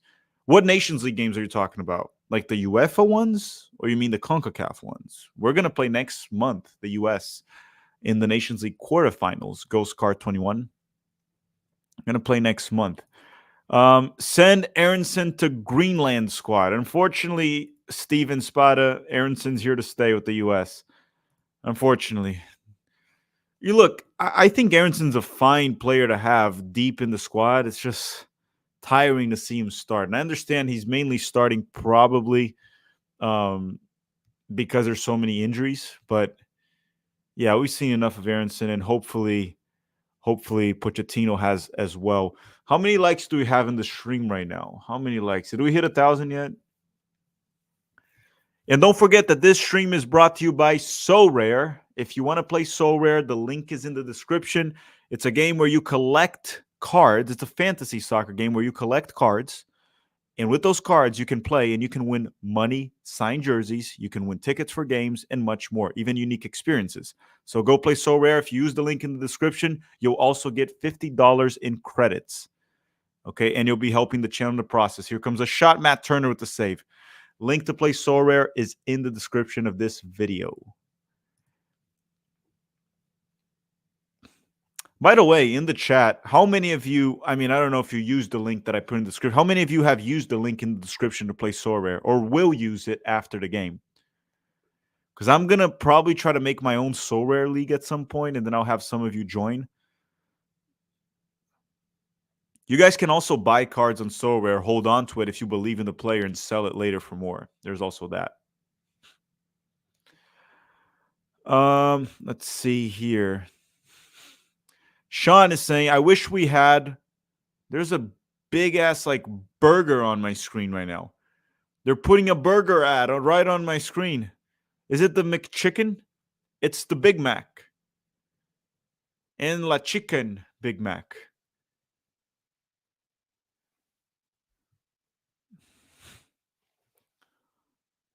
Okay, Miles with the header. A-Rob.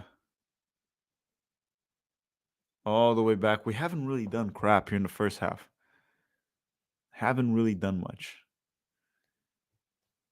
And Kevin's saying he may try So Rare. Yeah, try it. See if you like it. You can always sell the cards and recover your money too. As long as they don't devalue. So make sure you sign players that you know won't devalue, right? If you don't like the game. And Matt Turner would have passed to Tim Ream, to Anthony Robinson. Finds Malik Tillman. Okay, Tillman still has the ball somehow.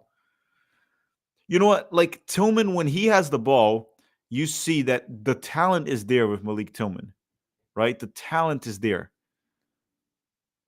Oh, did Huerta just hit Miles Robinson with his ass? Did you guys see that? Okay, Tim Ream with the ball. Anthony Robinson Tries a pass, horrible pass again. And Aiden Morris, poor one. Here comes Mexico again. 44 minutes and 45 seconds. Joe Scally wins it. No one's there to win the second ball. Here comes Mexico driving inside. Back to Jorge Sanchez. It's funny because they're putting the hashtag Choque de Gigantes, which means like, I guess, clash of giants between the US and Mexico. There's nothing giant about Mexican soccer or US soccer. Wait, did the ref just ended the game at 45 minutes? No added time. Not even a single minute. He's just like, I'm tired of this. I'm tired of this. Just end the first half. He had enough. He had enough. Let's see. Sean is saying, I wish we had more U20, U18 players in these games just for them to get reps. In baseball, we would call these guys quad A. Yeah, for this game, sure, you could bring them, but we would probably get trashed by Mexico if we've done that. There's a few players here that are worth testing, like Malik Tillman, for example, Scally, um, I guess even Aiden Morris, Gianluca Busio, a few guys that we don't need to test anymore, like Brendan Aronson. Julian Diva is saying, will the streak end today? Look, it's only 1-0. The Mexican side is not good. If we can turn it up and figure things out, it's not over. The game's definitely not over. It's not really that good of a Mexican side. But we have been complete and utter crap in the first half. That's like simplification of it. And one BBL is saying, Tack, I keep hearing that Sargent does the dirty work. Yeah, I mean, didn't do last game. It's not really doing much today. Not getting service, but it's not like he's doing much to help himself along with it. Derek saying, to be fair, Aronson has had a lot of bad touches, but every single player has had terrible touches, even Robinson playing bad with Mexico too aggressive. Robinson always has bad touches. That is A-Rob. Now, Aronson has been by far, I would say, the worst player for the U.S. in the first half, or in general. Yeah, completely ineffective. And by the way, this isn't new. This has been Aronson for a long time, right? Like, he looks like this against almost everybody. Even against Panama, he didn't look good at home. Nobody got that pass to Pulisic, and apparently that's But that quality drop-off tack from our A team to our B team is stark. It's stark. Yeah. The thing that I find fascinating, I'll talk about like Malik Tillman here for a second. You can see that from a technical standpoint, every time Tillman gets the ball, he is ahead of most of our players in the field today. But he hasn't done anything with it. Well, he also, the time we've only looked like he could do something is when he drifts central. Why is he playing wide? The times he drifts central is when he actually looks good. The problem is A-Rob's not getting high enough because Mexico's pinning us back. So he's not pushing high to allow Tillman to drift central. So Tillman's kind of being pinned wide in order to accommodate Aronson, which is like, what? Yeah, I mean, Aronson should accommodate himself on the bench. Essentially, take off Aronson, put Haji Wright out wide. That's what we should do at halftime. And then Tillman will also Tillman has been, not Tillman, Musa has been anonymous on both sides of the ball. He's not even defending. How many 2v1s has Joe Scally gone up against? Well, Musa was like that in the first game too, but he scored a goal and everyone thought he was good because he scored a goal. I talked about this in we talked about this in the post game. I talked about this in the 7 things we learned.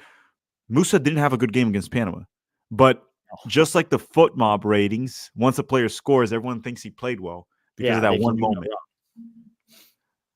Noah Palencia is saying USA A team would win this easily. Probably, most likely, as we have over the past. But this game ain't over. And now is the time for this team to change the mentality, switch it up, turn it up. Also, our press. We're not really pressing, are we? The press is very half-hearted press. And we're trying to play out of the back. We look scared. We look scared of Mexico, especially after that goal. We look like we're just running around. And the problem is, too, we can't hold the ball. Busio and Morris are kind of clogging up the midfield, just standing by Mexico's players. If they just push up and away, they're kind of blocking passing lanes by being too close together. And then when it gets to Aronson, we just turn it over. And so now you're running, chasing again. It's funny because I saw that there's an AI chat in our live chat, and it said viewers are commentating the U.S.-Mexico game. They are disappointed in the United States. AI knows. Thank you. Thank you, AI. David is saying, remember, this is the B team. Don't overreact. We're not overreacting. We're evaluating this performance. And this is a game that another guy that's been quite poor that we can talk about. It's not an overreaction. You want to analyze each players, and that's how you know. Like in games like this, where you put a B team versus a Mexico A team, which is also not that good of a team, but it's a better test, right? Away from home. That's where you can know who can hang or not. We're clearly seeing that Brendan Aronson cannot hang. Aiden Morris has been surprisingly bad too today. Very bad. Yeah. I'm watching this Turner goal again. I might think he has some culpability there because he wasn't diving to get it. He had time to move across his goal and get a hand up. Was he flat-footed? No, but if you have time to move across your goal and get your hand up and you get your hand to it and it still goes in, then that's a little bit weak. I'm not saying it's on him, but he has some culpability. Watch it again. Brett Oppenheim is here in the chat. Pete, he's saying Mackenzie hurt. Got to get Haji in. No composure, no possession. What a brutal 45. Yeah, we haven't been holding possession. We haven't been pressing well. When we get the ball, it's just chaos. No one controls the tempo. Yeah. And yeah, Brett, Mackenzie got injured apparently during the warm-up. He was starting. Yeah. It was Mackenzie and Reem, and then he got injured during the warm-up, I guess. I don't know what the injury is. I haven't seen any reports.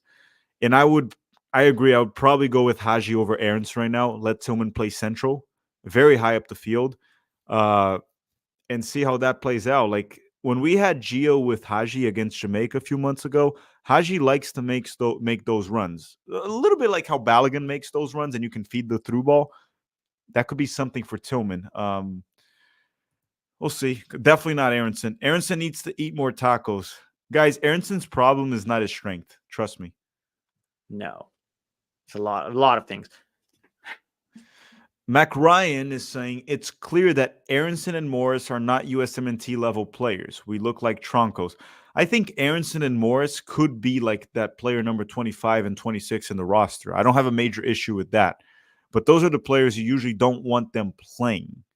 Yeah. I mean, look, we are playing a B- team. That's the thing. The quality drop-off is huge. Yeah, it's quite a bit. We can go through the list. I've talked about the list. We're missing like 15 players. Out of those 15 players, 6 or 7 are like almost locked in starters. And then there's like 3 or 4 that are like the first man off the bench, right? Yeah. And then Cubo Maker saying Miles has been surprisingly good defensively. I think he's been fine defensively. I don't think that's been his issue. His issue has been clearing it to Mexico players. Well, when he has the ball on his feet, he's terrible. But again, like in terms of defending, him and Reem have been fine. They've been clearing every cross. They've been fine. They're more overworked because Mexico has so much of the ball and we can't hold on to it when we get it. So they're defending. That's all they're doing is like trying to react to what's happening. Jack is saying, and this is an important super chat, Pete, for us to add context. He's saying, to be fair, if this was Greg, we would be pissed. Sure. But what, Greg? After 4 years of being in charge, 5 years? Yeah. If Pochettino was in charge the past like 12 months, we were like, what's going on here? This is a horrible performance. It's his first camp. Yeah. We have to be rational, and we're not happy with the performance. But we can't go bashing Pochettino with 15 players injured in the first camp, losing to Mexico away. Not going to be happy with lost yet. Yeah, and we haven't lost yet. There's that. But I do want to see a reaction in this second half because this has been really poor. Like this is like 3 substitutions at halftime level of poor. Yep. Ghostcar21 say, okay, enough. Tack and Pete, time to sub in the United States. Yeah, me and Pete would not solve the issues of this team. No. Like, imagine a much worse version of Brendan Aronson in almost everything. That would be in every way, shape, or form. Exactly. So if you're pissed at Brendan Aronson, put me and Pete there. Oh, you guys are gonna want to kill us. So yeah. John Brooks's burner. With all these center back injuries, I need to be called up. John Brooks, aren't you injured? I think Brooks is injured. Yeah. So Aiden Morris or Jordan Morris as the 25th. Aiden Morris. Jay Roker, I'm going to put Aiden Morris. Chand is saying Morris given up after not getting the call. Shaking my head. No, Aiden Morris has been horrible today. He's not been good. Bad touches, bad defense. Got nutmegged by Huertas. It was a bit embarrassing, that one. What does he mean by not getting the call? I think he didn't get a call in a foul, and then he just stopped when he lost the ball. Gotcha. Instead of like, okay, I didn't get the call, get the hell up, go after him. No, it's been a very disappointing first half from the United States. The only reason we're not down by more is because Mexico's not good. Yeah. They've threatened in and around the box, but they haven't created enough clear-cut chances. Karl Marx is saying, my comrades, looks like Greg is better than Greg greater than Pochettino might be true. Yeah, Carl, it looks like you've been wrong about a lot of things, and that's another one. Has Karl Marx ever been right about anything? No. No, Carl, no. Aren't you dead also? I thought Karl Marx was dead. No, guys in the chat, no, Karl Marx is not right. He's never right. He's never right. Can we talk a bit about solutions for the second half, like what you would do? Because I have some ideas. Would you change formation? Well, no, the formation, I don't know if I would change that, but I would probably pull Aronson, bring on Haji, put Tillman in midfield, and then I'd push Busio a little higher up the field. And instead of trying to play from defense into midfield, I would hit Sargent and tell Tillman and Busio to step up to offer support. Tell Musa and Haji to tuck in so that even if we don't win that first aerial ball, we're there to win the second one. So more of a like 4-3-3, but with two attacking players when we have the ball. I would actually make two changes. Okay. More or less the same game plan along the lines you said. But if you're going to push Busio a bit higher up the field, I would take out Aiden Morris and get a guy that has Tessman, has good passing range, has played with Busio for 2 years. So there's some chemistry there too. I'll probably test out Tessman, see how he does this game. He can also help a bit on the build out. And since we're getting stuck and we're just kind of blasting the ball forward, I would rather have Tanner Tessman that has some good range on his pass. So probably go Tessman for Aiden Morris and Haji for Brendan Aronson. Have Tillman play at the 10. So almost like a 3-man midfield where Tessman is the one that's deeper, Busio in between, and then you have Tillman higher up the field. Go with that back three on the build out with Ream, Miles, and Scally, even though like Scally can't really pass well. Miles can't pass well. Who are our options? That's the problem. There's so many injuries. This is what we're stuck with. Play Tessman as a center back. Yeah, you could do that, but then you're stuck with Morris in midfield because you don't have another midfielder. Yeah, it's a tricky one. Katya is saying ref this game isn't as good as the Panama game. So the female ref from the Panama game is in the chat saying that the ref in the Panama game. I got a lot of comments on the 7 things we learned about the ref. You guys, everyone in the chat you guys are all on like horny watch right now from that game. High Octane is saying it's definitely looking more dynamic than Berhalter. The issues that the players playing right now don't have the quality to handle it.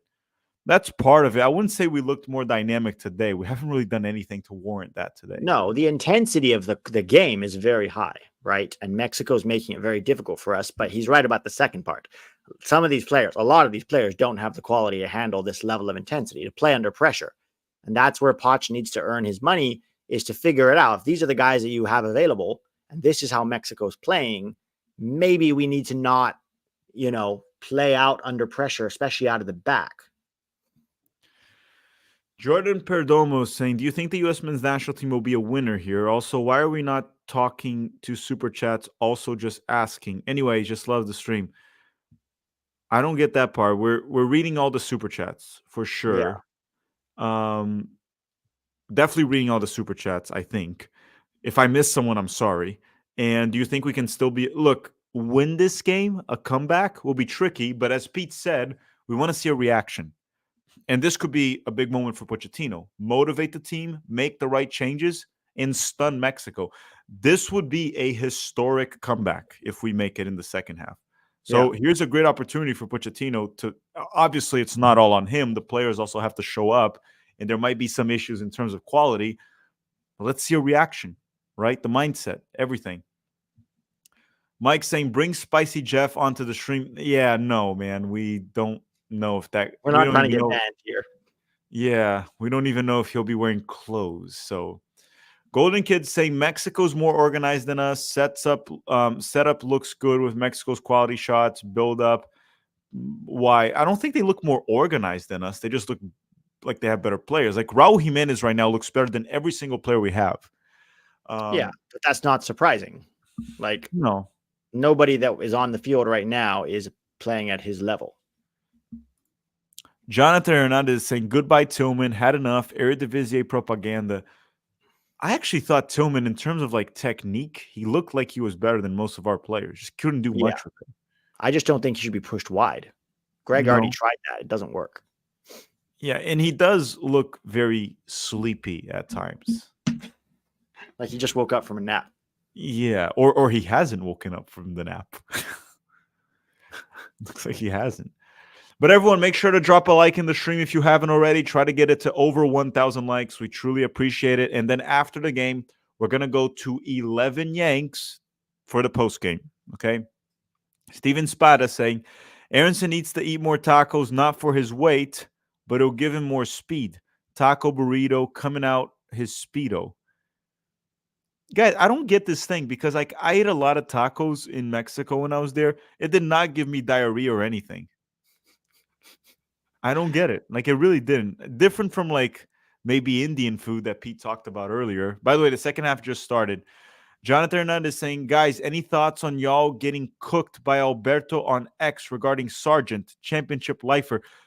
Didn't get cooked by Alberto. Nobody got cooked. No. Nobody got cooked. The thing with Alberto was he got like a 15-second clip, a little bit out of context.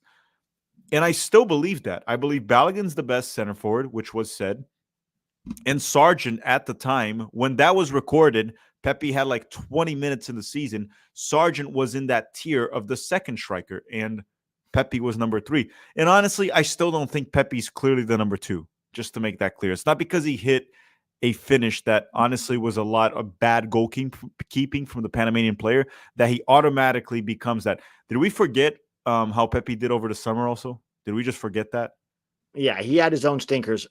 Real quick, check. Zendejas and Lund are on for Musa and Robinson. So Lund for Robinson is probably like pre-planned load management. I mean, sure. It's just we're like making ourselves worse here, not better. No.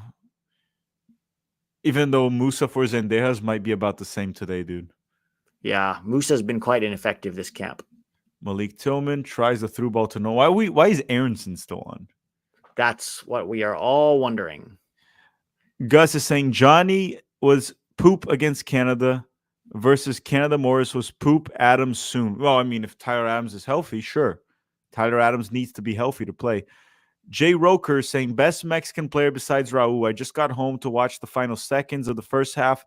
And the Afro winger keeps provoking U.S. players. You're talking about Huertas. Huertas has played well. Yeah, Huertas been good today. I'd say Huertas, Raul Jimenez has been good. Both center backs for Mexico have been good. Montes and Johan Vasquez. I guess the fullbacks for Mexico have been kind of mediocre. Yeah. Mike saying, funny the drama around Jesse Gonzalez and Jonathan Gomez are neither of them panned out for either nation.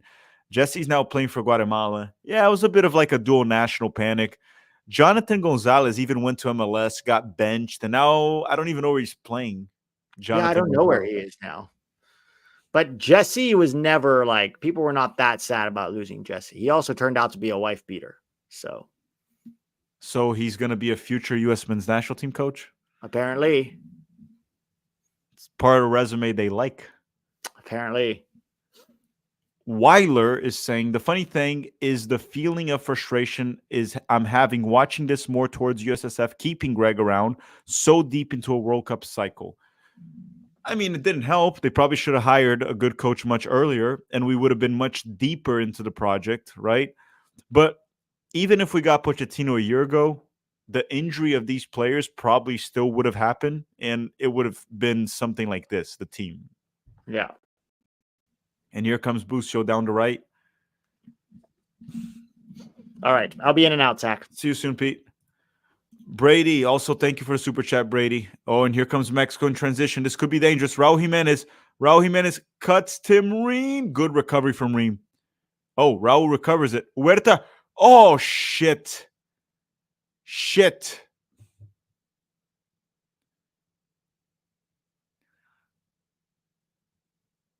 Oh, Tim Ream messed up.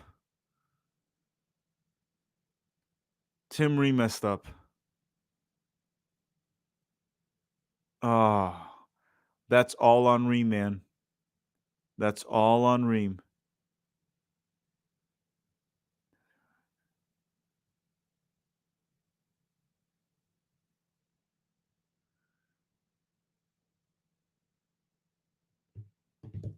Two 0 for Mexico. What was Tim Ream doing?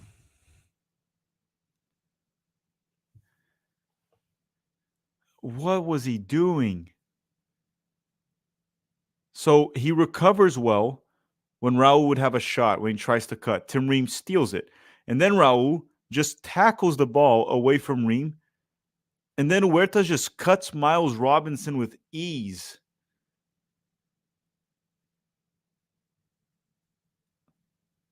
My goodness. Tim Ream and Miles. Mostly Tim Ream.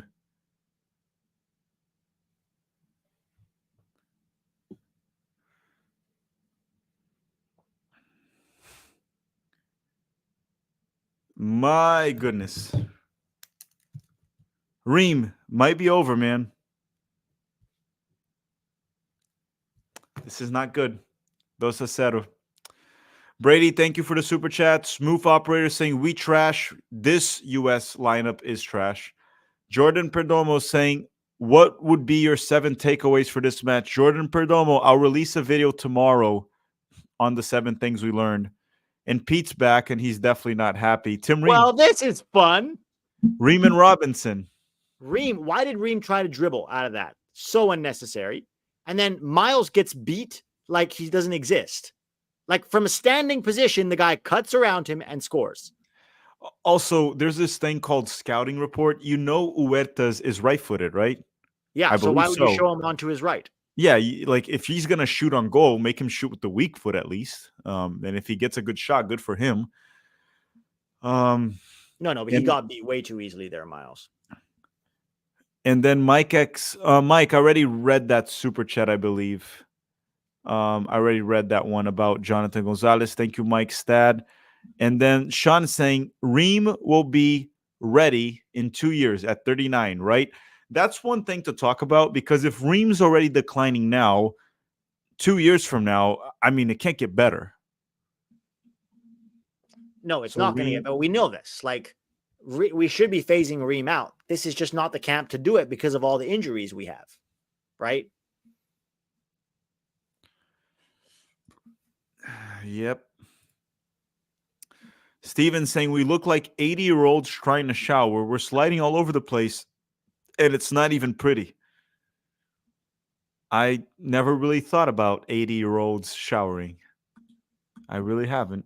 Thank you, Steven Spada. And then Dusty Gamey saying, is it time to question the players? I mean, these players, yes, they're not good. But we've been questioning a lot of these players for a long time. Like, this is not new, right? We've been questioning Turner, Miles, even Ream, Aronson, Musa, even Aiden Morris. Like, it's not like we haven't been questioning these players. This is unfortunately what we have available. Yeah, these players stink, man. They really stink.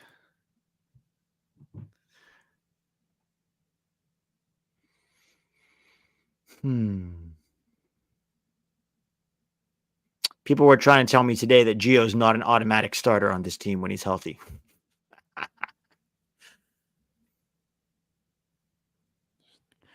Yeah, he has to be. Even Tillman, dude.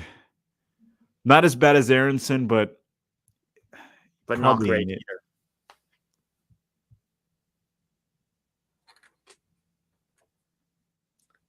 So we're finally giving Mexico their first win. Yep. Congrats. I mean, it took us sending our B team down there to do it, but you know, they'll take it.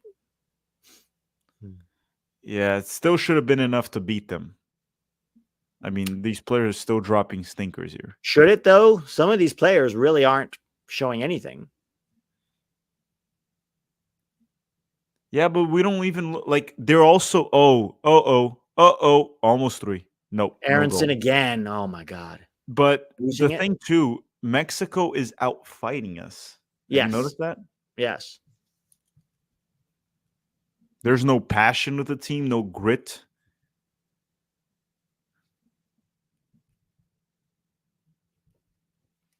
Well, they just look like deer in headlights. They look terrified. Also, why did we really need to sub on Lou? I mean, I don't know, man. Just like we made the team actively worse at halftime, not better. Like, what is Zendejas going to do? Yeah, I don't know, man. And also, like, can we just stop calling up Lind? Certain guys, like, I mean, but the problem with Lund is the backup to A-Rob. Like, is it going to get any better under Wiley or John Token? Like, I don't think that's our problem. Can we get rid of Aronson is our bigger issue. no, he has to play 90 minutes. We need Aronson. Oh, my God. Did Huerta just out-jump Miles Robinson for a header? Yes. Yes, he did. I thought Miles was tall. That's Huerta. Huerta's not some... He just out-jumped Miles Robinson. I can't believe this. Oh, I'm gonna remember that. I'm not gonna forget that. They say that Miles is good in the air. I'm gonna remember that. Here's the problem. What other subs do we have? Outside of Haji, what subs can we bring on that would help this game? None. Vasquez wouldn't help either. No, he's no service. What's Vasquez going to do? Sargent has been anonymous this game, but has he ever gotten the ball once? Like, no.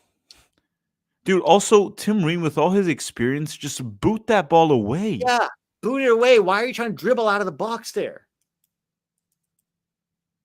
He got out-hustled by Raul. Yeah, so no, he does well to win it back, but then he gets tackled by Raul, and Miles goes in for a challenge and completely misses the ball. Ridiculous. Nick Sparks is saying center backs need to be McKenzie, Tessman, at least no Ream. This was a good game since we're so ass and like Miles Robinson's not good enough. I would have much rather seen Tessman as a center back. See how he does. Because we know Miles ain't it, right? You don't have to test him. No, like we know he ain't we've it. known this for years. The problem is Poch doesn't know a lot of the things that we already know because he hasn't really seen this player pool in action yet. I hope that like he learns from this game that like some of these guys, they ain't what you think they are, you know? I'm not saying he thinks any of them are anything, but like Aronson, come on. Oh my God. How did we not close that pass down?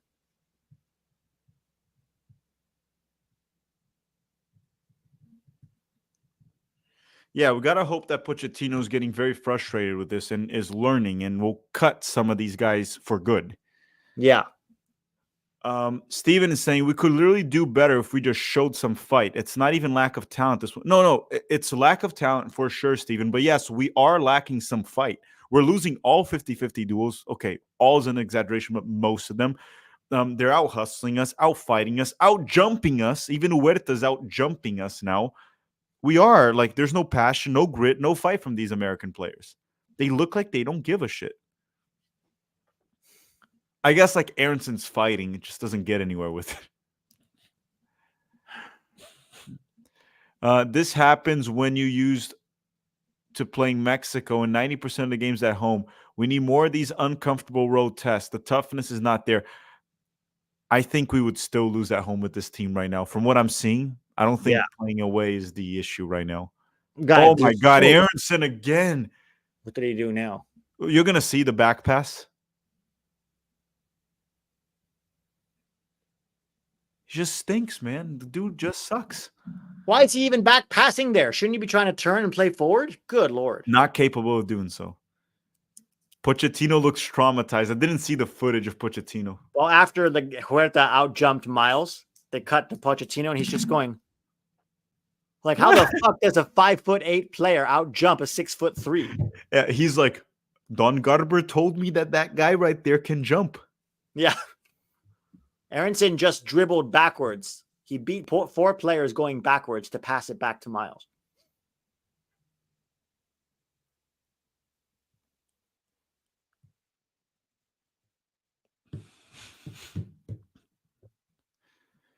Okay, Huertas. Also blowing by Aiden Morris. Miles Robinson with a first start, finally able to settle the ball. And then Alzendejas, which is another player that's quite useless. Man, the post game's going to be fun, Pete. There's a lot to talk about with these players. It's going to be very, very fun. We should probably make a list at the end of how many players from this starting 11 will be useful in the future. There's a few that could, but it ain't that many. Yeah. Okay, Aiden Morris here. And then Tim Ream can definitely play, just not very much useful anymore.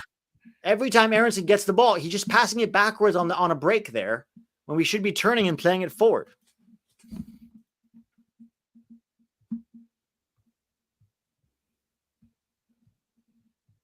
Okay, Tim Ream with the ball to Sargent, and Sargent loses the ball too. I mean, Sargent, I know he hasn't gotten much service, but every time he gets the ball, oh god. Oh, come on, Sargent.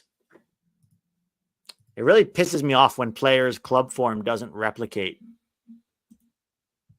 for the national team. Like, that's why, for all the hate that Giovanni Reina gets, dude, this fucker shows up for the national team. He does. I know he's injured now, so it's kind of a moot point. But, like, I still have people in my mentions being like, Gio's not a starter because he doesn't play for Dortmund.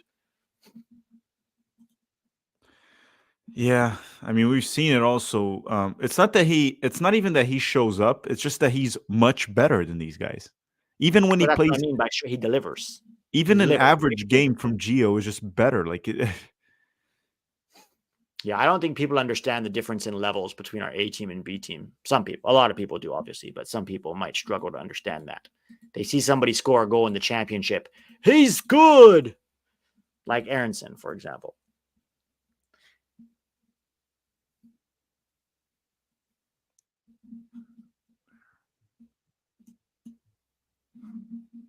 Yeah, it's like we know there's a clear lack of talent with this U.S. men's national team. We're not arguing that, but there's no excuse for the lack of fight, grit, passion. Yeah, that there's no excuse. Really annoying. Okay, Tessman and Vasquez coming on. Interesting. So long as Aronson is off the field, man. Oh my god. Oh my god. Is that a penalty? No call. Oh, Aronson took the ball from Raul for the first time. He did something, and then he fell again. I mean, it was a foul apparently, but dude, Aronson's been on the floor or like 200 times in this game, like every single minute. He spends half his time on the floor. At least he won a foul there. I'll give him credit for that. Yeah, the one that you were asking if it was a penalty, like Reem kind of puts his hand on the Mexican player's shoulder, but it's not really a penalty.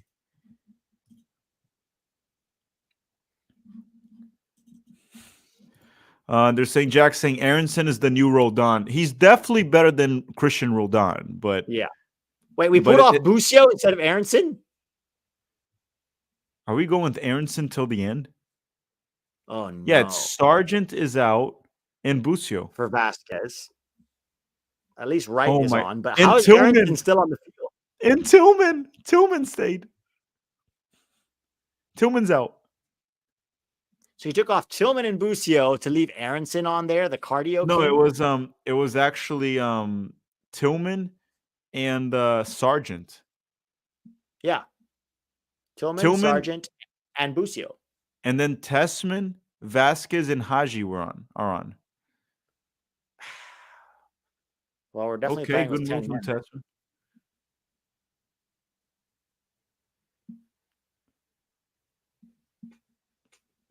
My goodness. Oh, yes. Let's go, Tessman. No. Someone's like, the players are tired from practicing 2 hours. They're saying never, and Reds is saying never call up Miles Robinson again, trash player. Yeah, he shouldn't. We've been saying this for years.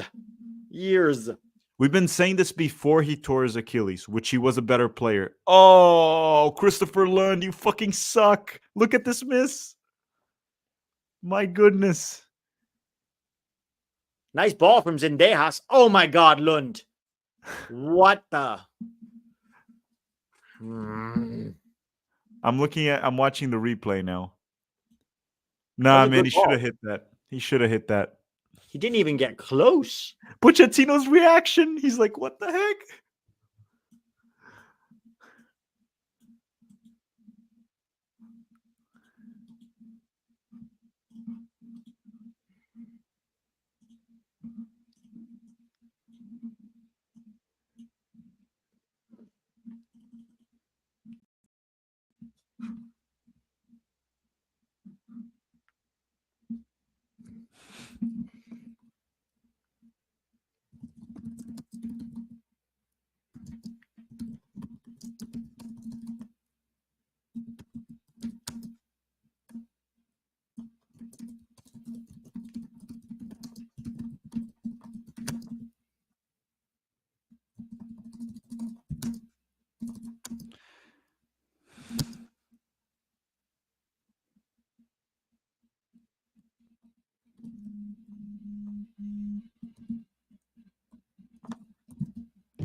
My goodness.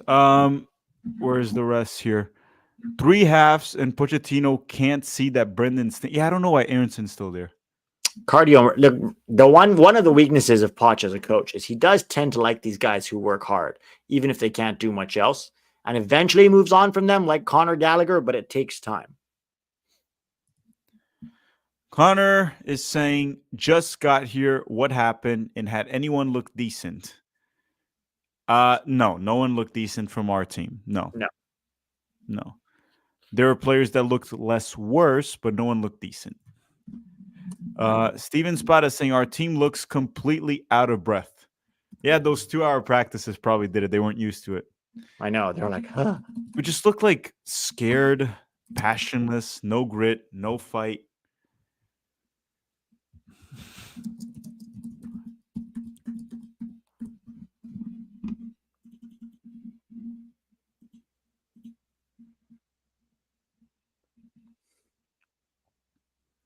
And here comes Mexico again.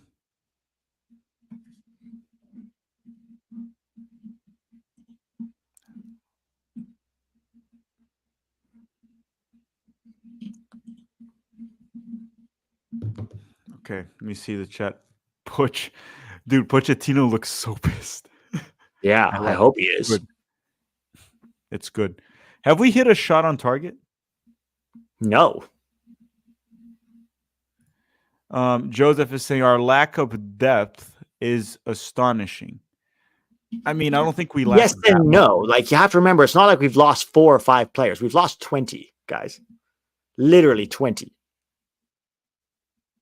Yeah, and very important ones, right? Like Christian Pulisic's not here. That's a pretty big deal. Pulisic, Reina, Adams, Johnny, Balogun, Weah, CCV, Richards, Dest, McKenzie, Tyler, McKenny, De La Torre, Dest. Yeah, there's 2. Weah. Yeah, I mentioned Weah. It's like, if you take 20 players out of Mexico, I promise you, it's also a very different team. Oh no, it's horrendous. Sean is saying, which U8 duo nationals could replace Lund? U8. Yeah, I don't think it's that scary of our depth in that sense. But what's been disappointing is just that watching this team play, it doesn't seem like they just seem scared. Like we in the past. Let me push back a little bit, because I think when you get completely outplayed by another team, just like on the field, it can definitely hit your confidence. And I think these guys just don't, they tried early on to like, let's try, and then they just couldn't do anything. Like, there's just a real lack of quality there. I don't know if it's that they don't care as much as I think it's a lack of quality. Yeah, it's but here's the thing. Like, if you go to past American generations, we would get outplayed by many teams, and the reaction would always be to fight back, and I don't know, man. Yeah, for sure. I'm not saying this team is the most fighting team, but I also think those past American teams, this is something nobody likes to talk about. They bunkered for their lives for 11 minutes. They didn't try to play out of the back under pressure and do all these fancy things that they didn't have the quality to do. And I think that matters. I think if you ask these players to play a certain way that they're not capable of playing, you're setting yourself up for disaster. And I think Poch needs to realize that very quickly. Is like, sure, maybe when if it's our first team, you can kind of in certain aspects, but with this team, the best you can do, you're going into Mexico, you bunker for your lives and try to hit them in transition. That's honestly, I think, how we should have played with this level of player on the field. But I think they're being asked to do something that they're terrible at. Yeah. Yeah, but every player, it's been a somewhat disappointing first camp for Pochettino. The only reason we're going to be harsh on a lot of these players, but the reason we can still be optimistic is all the players we were missing, and Pochettino looks visibly pissed, which is a good thing. To be clear, I don't think Greg ever had a camp with this many players missing. There's not a chance in hell. I think this is the worst camp for Pochettino to start with this many guys missing or injured. Yeah, only the Gold Cup that he brought a B team. Right. But other than that, it's like, dude. Oh, minute 69. Nice. We hit minute 69. Thank you, everyone. Thank you very much. And if you just made it here, don't forget to drop a like if you just made it here in the stream. Thank you very much. Let's get it over 1,000 likes. And Stephen Igishi saying none of these guys deserve to wear a USMNT kit. I wouldn't go that extreme. I would say Scally does. Yeah, Scally does. Like, come on. Like, some of these guys are fine as depth pieces. Some of them are not. I also thought Busio wasn't horrendous today. No, I didn't think he was that bad. I think Tillman could have done better. I think if you're talking about lack of effort, sometimes that applies to Tillman. Yeah. Yeah, Aronson, at least we can't complain about effort. It just doesn't really translate to anything. Haji wins it. Testman. Oh my God. Aronson, he just dribbled into pressure and gave it away. And he had a head start. Oh my God. Come on, Haji, win it back. 4K feature saying, how should we process this loss under Pochettino? He's getting used to the Po. It's a C squad, but first loss still 3 in 5 years, and it's ugly. We'll talk about this more in the post game because then we're going to target each player, and also in the post game when we talk about the game, me and Pete, it also helps me think and process everything. We're not going to overreact to it. I don't think we should overreact to it. I don't think there's much to judge Pochettino here.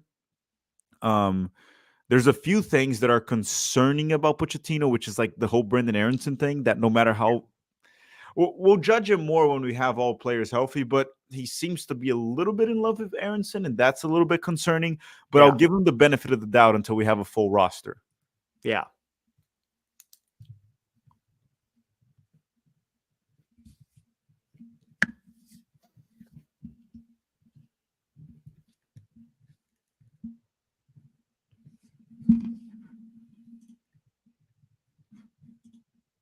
All right, Dak. I'll see you guys in the post game.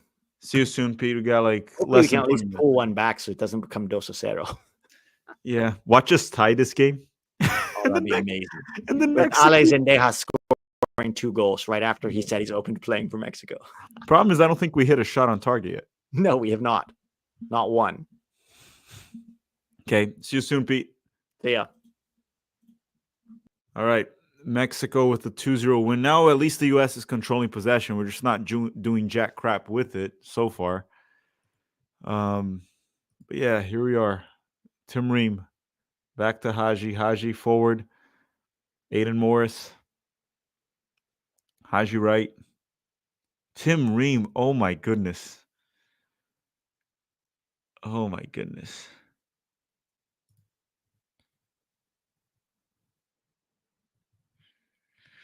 Yeah, man, it's getting close to the end of Tim Ream's USMNT career.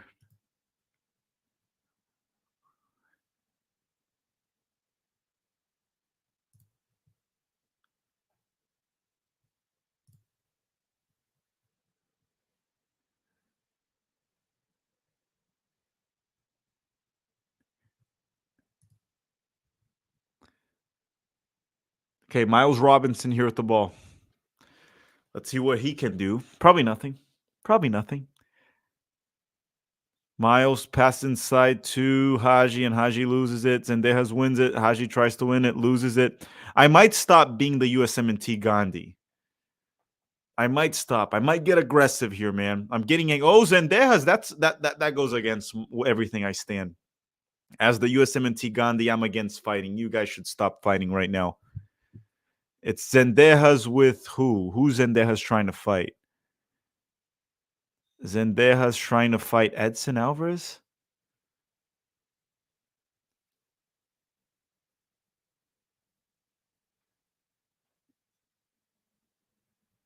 Oh, Diego Lainez is there.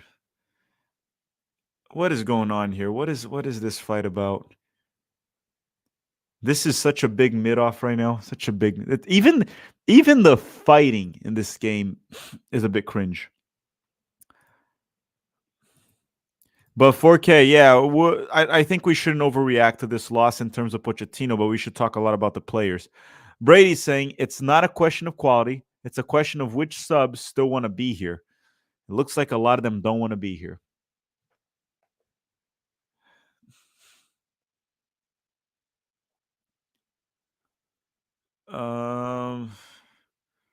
So Zendejas gets a yellow card for whining. Yellow card for whining. I'm still trying to understand what happened to the fight. Edson Alvarez pulled him from the neck. Okay, yeah, this was a stupid ass fight. Timothy saying Lund is a professional soccer player. Well, there's a reason why Lund, at age like 22, he's still in the second division of Italy. Been talking about this. Some people are saying Lund is not bad. Like I haven't seen it, man. I haven't seen it with Christopher Lund. I still haven't seen it. I mean, people still rate him. Some people do apparently. Been talking about Lund for some time. Every time I've seen him play, he looked extremely mediocre.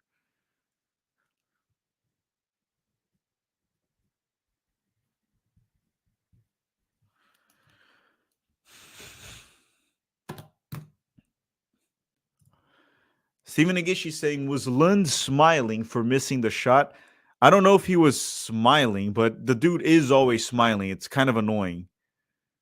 They're like, oh, why are you hating on the guy that smiles? Like, stop smiling a little bit. Not everything in life needs a smile, right? You don't have to smile at everything in life. Like, be a little bit of an asshole. We need players that are assholes. Like, there's nothing wrong in being a professional athlete and being a bit of an asshole. You don't have to be like the nicest guy in the world. Honestly, most of the best players are assholes. Mexico back passes.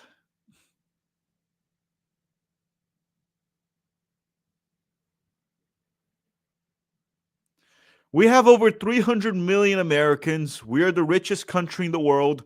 And we can't freaking have like 30 good soccer players? Seriously? 300 million Americans. And we can't have one good soccer player.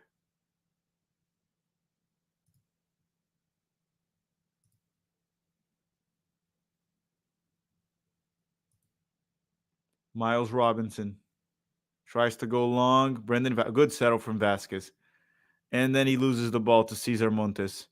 Zendejas, that's going to be a throw in for the United States. That's going to be a throw in for the United States. Miguel, thank you for the super chat, Miguel. Thank you very much. Alejandro Zendejas. Cross goes in. Haji, what the heck was that header? Tanner Tessman with the ball for the United States. And he still has it. What? Oh my goodness, Tessman. Did Tanner Tessman just try to do that Zinedine Zidane spin and he lost the ball? Is that what I just saw?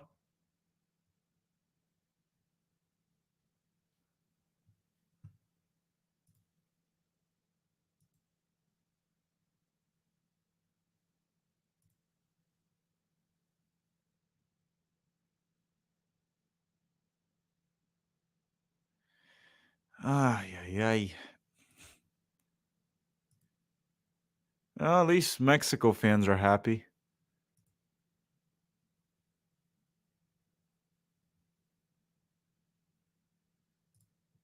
Okay. Shot saved by the goalkeeper, Brandon Vasquez. That is the first shot on target. First shot from the U.S. Small victories. That's what it matters, right? That's what matters. Okay, good shot. They're saying, how pumped am I for the Brazil 4-0 win? I mean, I'm happy for it. I only watched the first half of the Brazil game. Brazil had a 1-0 lead. Rafinha scored off a penalty. It looks like Brazil's bouncing back, but again, um, I'm not concerned about Brazil in World Cup qualifying.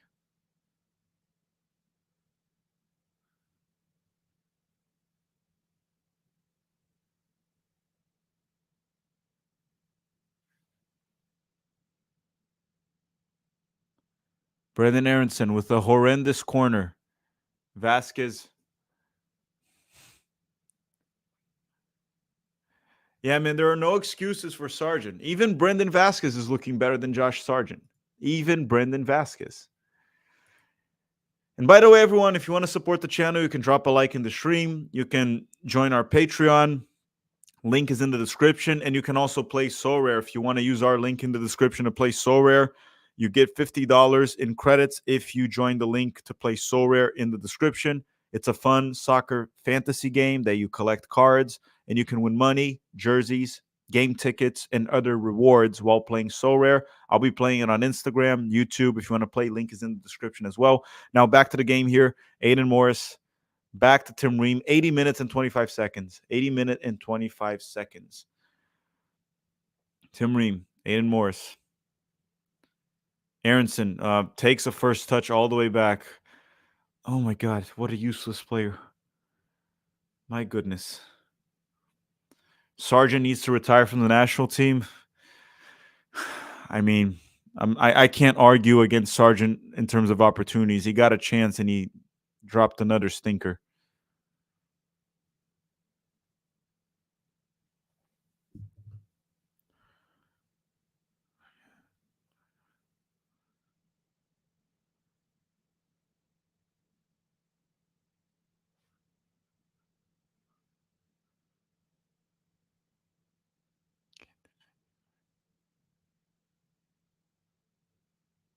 Yeah, I can't really defend Sargent, man, because Brendan Vasquez has literally looked better than him.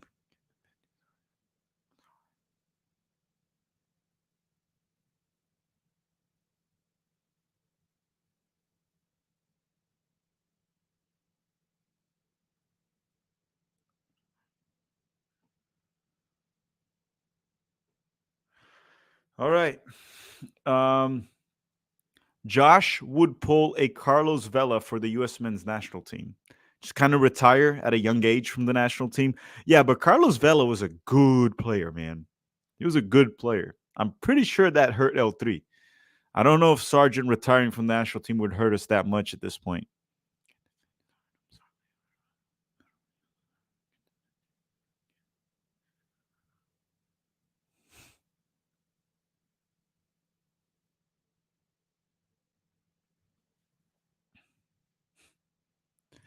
R. Lubin is saying, not a good day. England get a manager that can possibly win them a World Cup in our home, and now we're losing 2-0. Yeah, man, England getting Thomas Tuchel is not good because they have the talent, right? The English national team. And now they get a coach, right? They get a coach that is actually pretty good in knockout rounds. So I didn't like that one bit. England are legit contenders for the 2026 World Cup, and I do not like it. FM, Vasquez should have started over Sargent. I mean, I was okay with Sargent getting another start, getting another opportunity. But eventually enough is enough. And I've always defended Sargent quite a bit, but it was he started both games this camp and he sucked both games. It's hard to defend him. Can't really defend him. And now looking at Brendan Vasquez's performance, yeah, Brendan Vasquez has played better than Sargent, and Pepe played better than Sargent too. N1, straight red card, keep with the Sargent propaganda.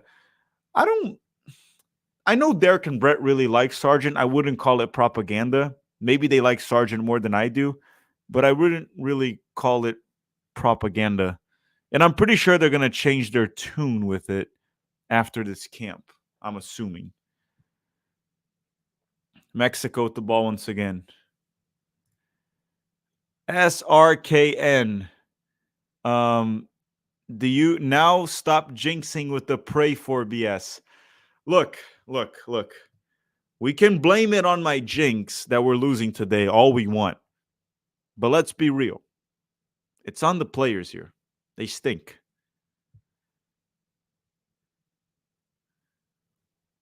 We can try to blame the tactical jinx. We can try to blame it.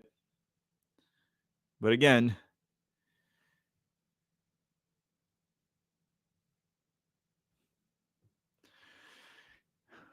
you know what? I'm not taking any blame for this loss. I'm not taking any blame.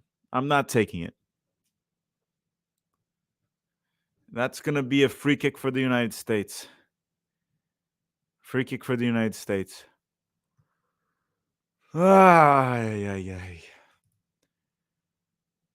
This sucks, man. And I drank my coffee, and I didn't even get the opportunity to go to the bathroom.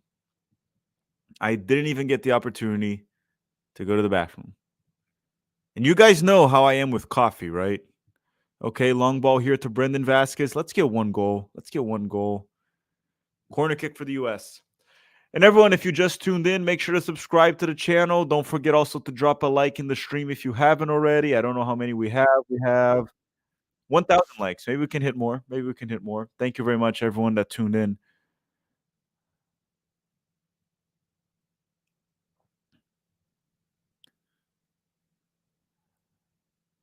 Aronson, cross goes in, header from Brendan Vasquez. Hey, Brendan Vasquez has looked a lot better than Sargent. Unfortunately, right? Unfortunately, Sargent dropped another stinker.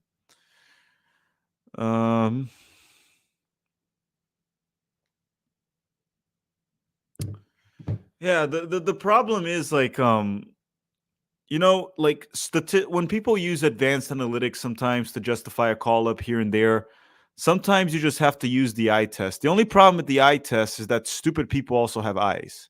That's my only issue with the eye test. Okay, here comes Mexico. Miles finds Tim Ream. And that's not a good pass from Tim Ream. That was not a good pass. 86 minutes and 20 seconds, 2-0.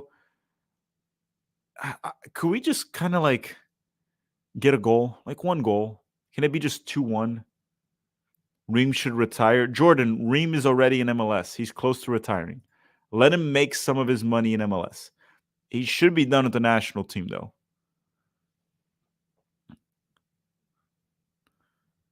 Jorge Sanchez will take the throw in for Mexico.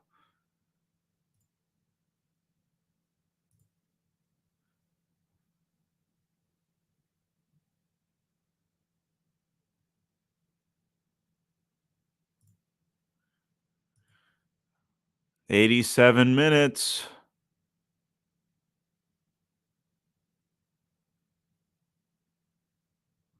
My, oh my. It's kind of sucking to be USMNT fans these days.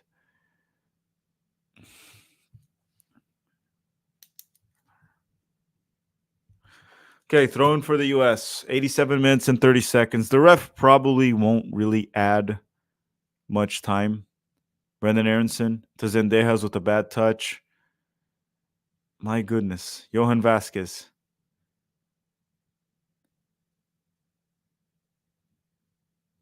Casey Keller might get what he wishes for. He wanted Mexico to beat us 3. Oh my goodness. Here comes Mexico.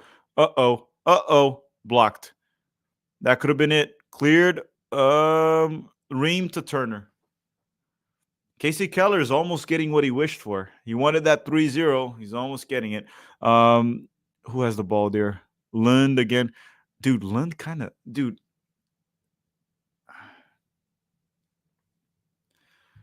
JMTZ saying, you guys overreacting. I watch Vasquez every week. He's not at Sargent's level. Look, I agree with you that I watched a lot of Brendan Vasquez for Cincinnati, and I watch a lot of Sargent for Norwich, and Sargent looks a lot better, right? But again, for the national team, Sargent hasn't shown that. The World Cup Sargent was fine, but he hasn't shown that. I'm not saying Vasquez is better than Sargent. It's just that Sargent keeps dropping stinkers for the national team, so it's a little bit hard to defend him. Miles got nutmegged.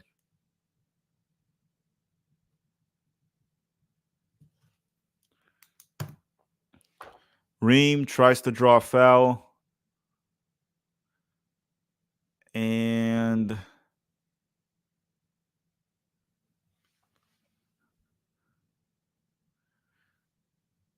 yeah, Ream just felt like an old man. Barney 7181 is saying there are like 3 players that would make the World Cup roster on this team. It's Camp Cupcake 2.0, not worried.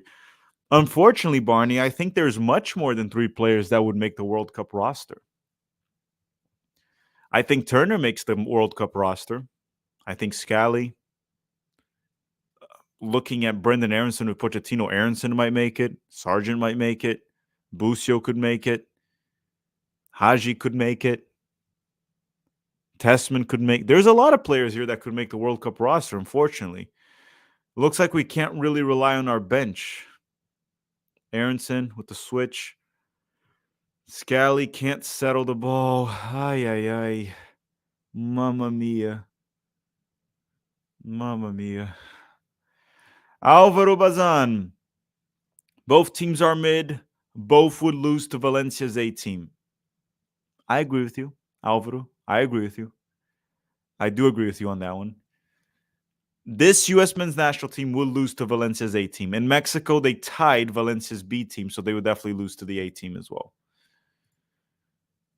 Tim Ream.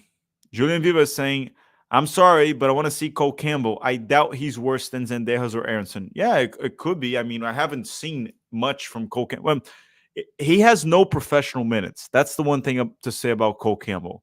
He hasn't really played for Dortmund yet. He just made the Dortmund bench. So he could be better than Zendejas and Aronson in the future. I don't know if he's better now. It could be a situation where right now he might be as useless as they are. But yeah, Zendejas stinks, man. Tim Ream. And the ref added 2 minutes. So we got 1 more minute to go. 1 more minute to go.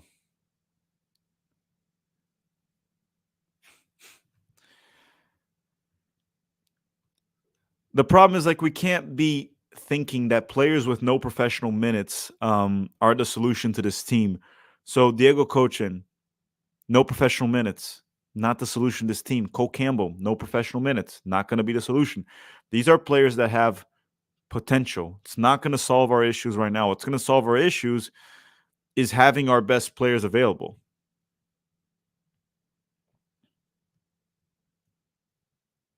Throw in for Mexico, 20 seconds to go.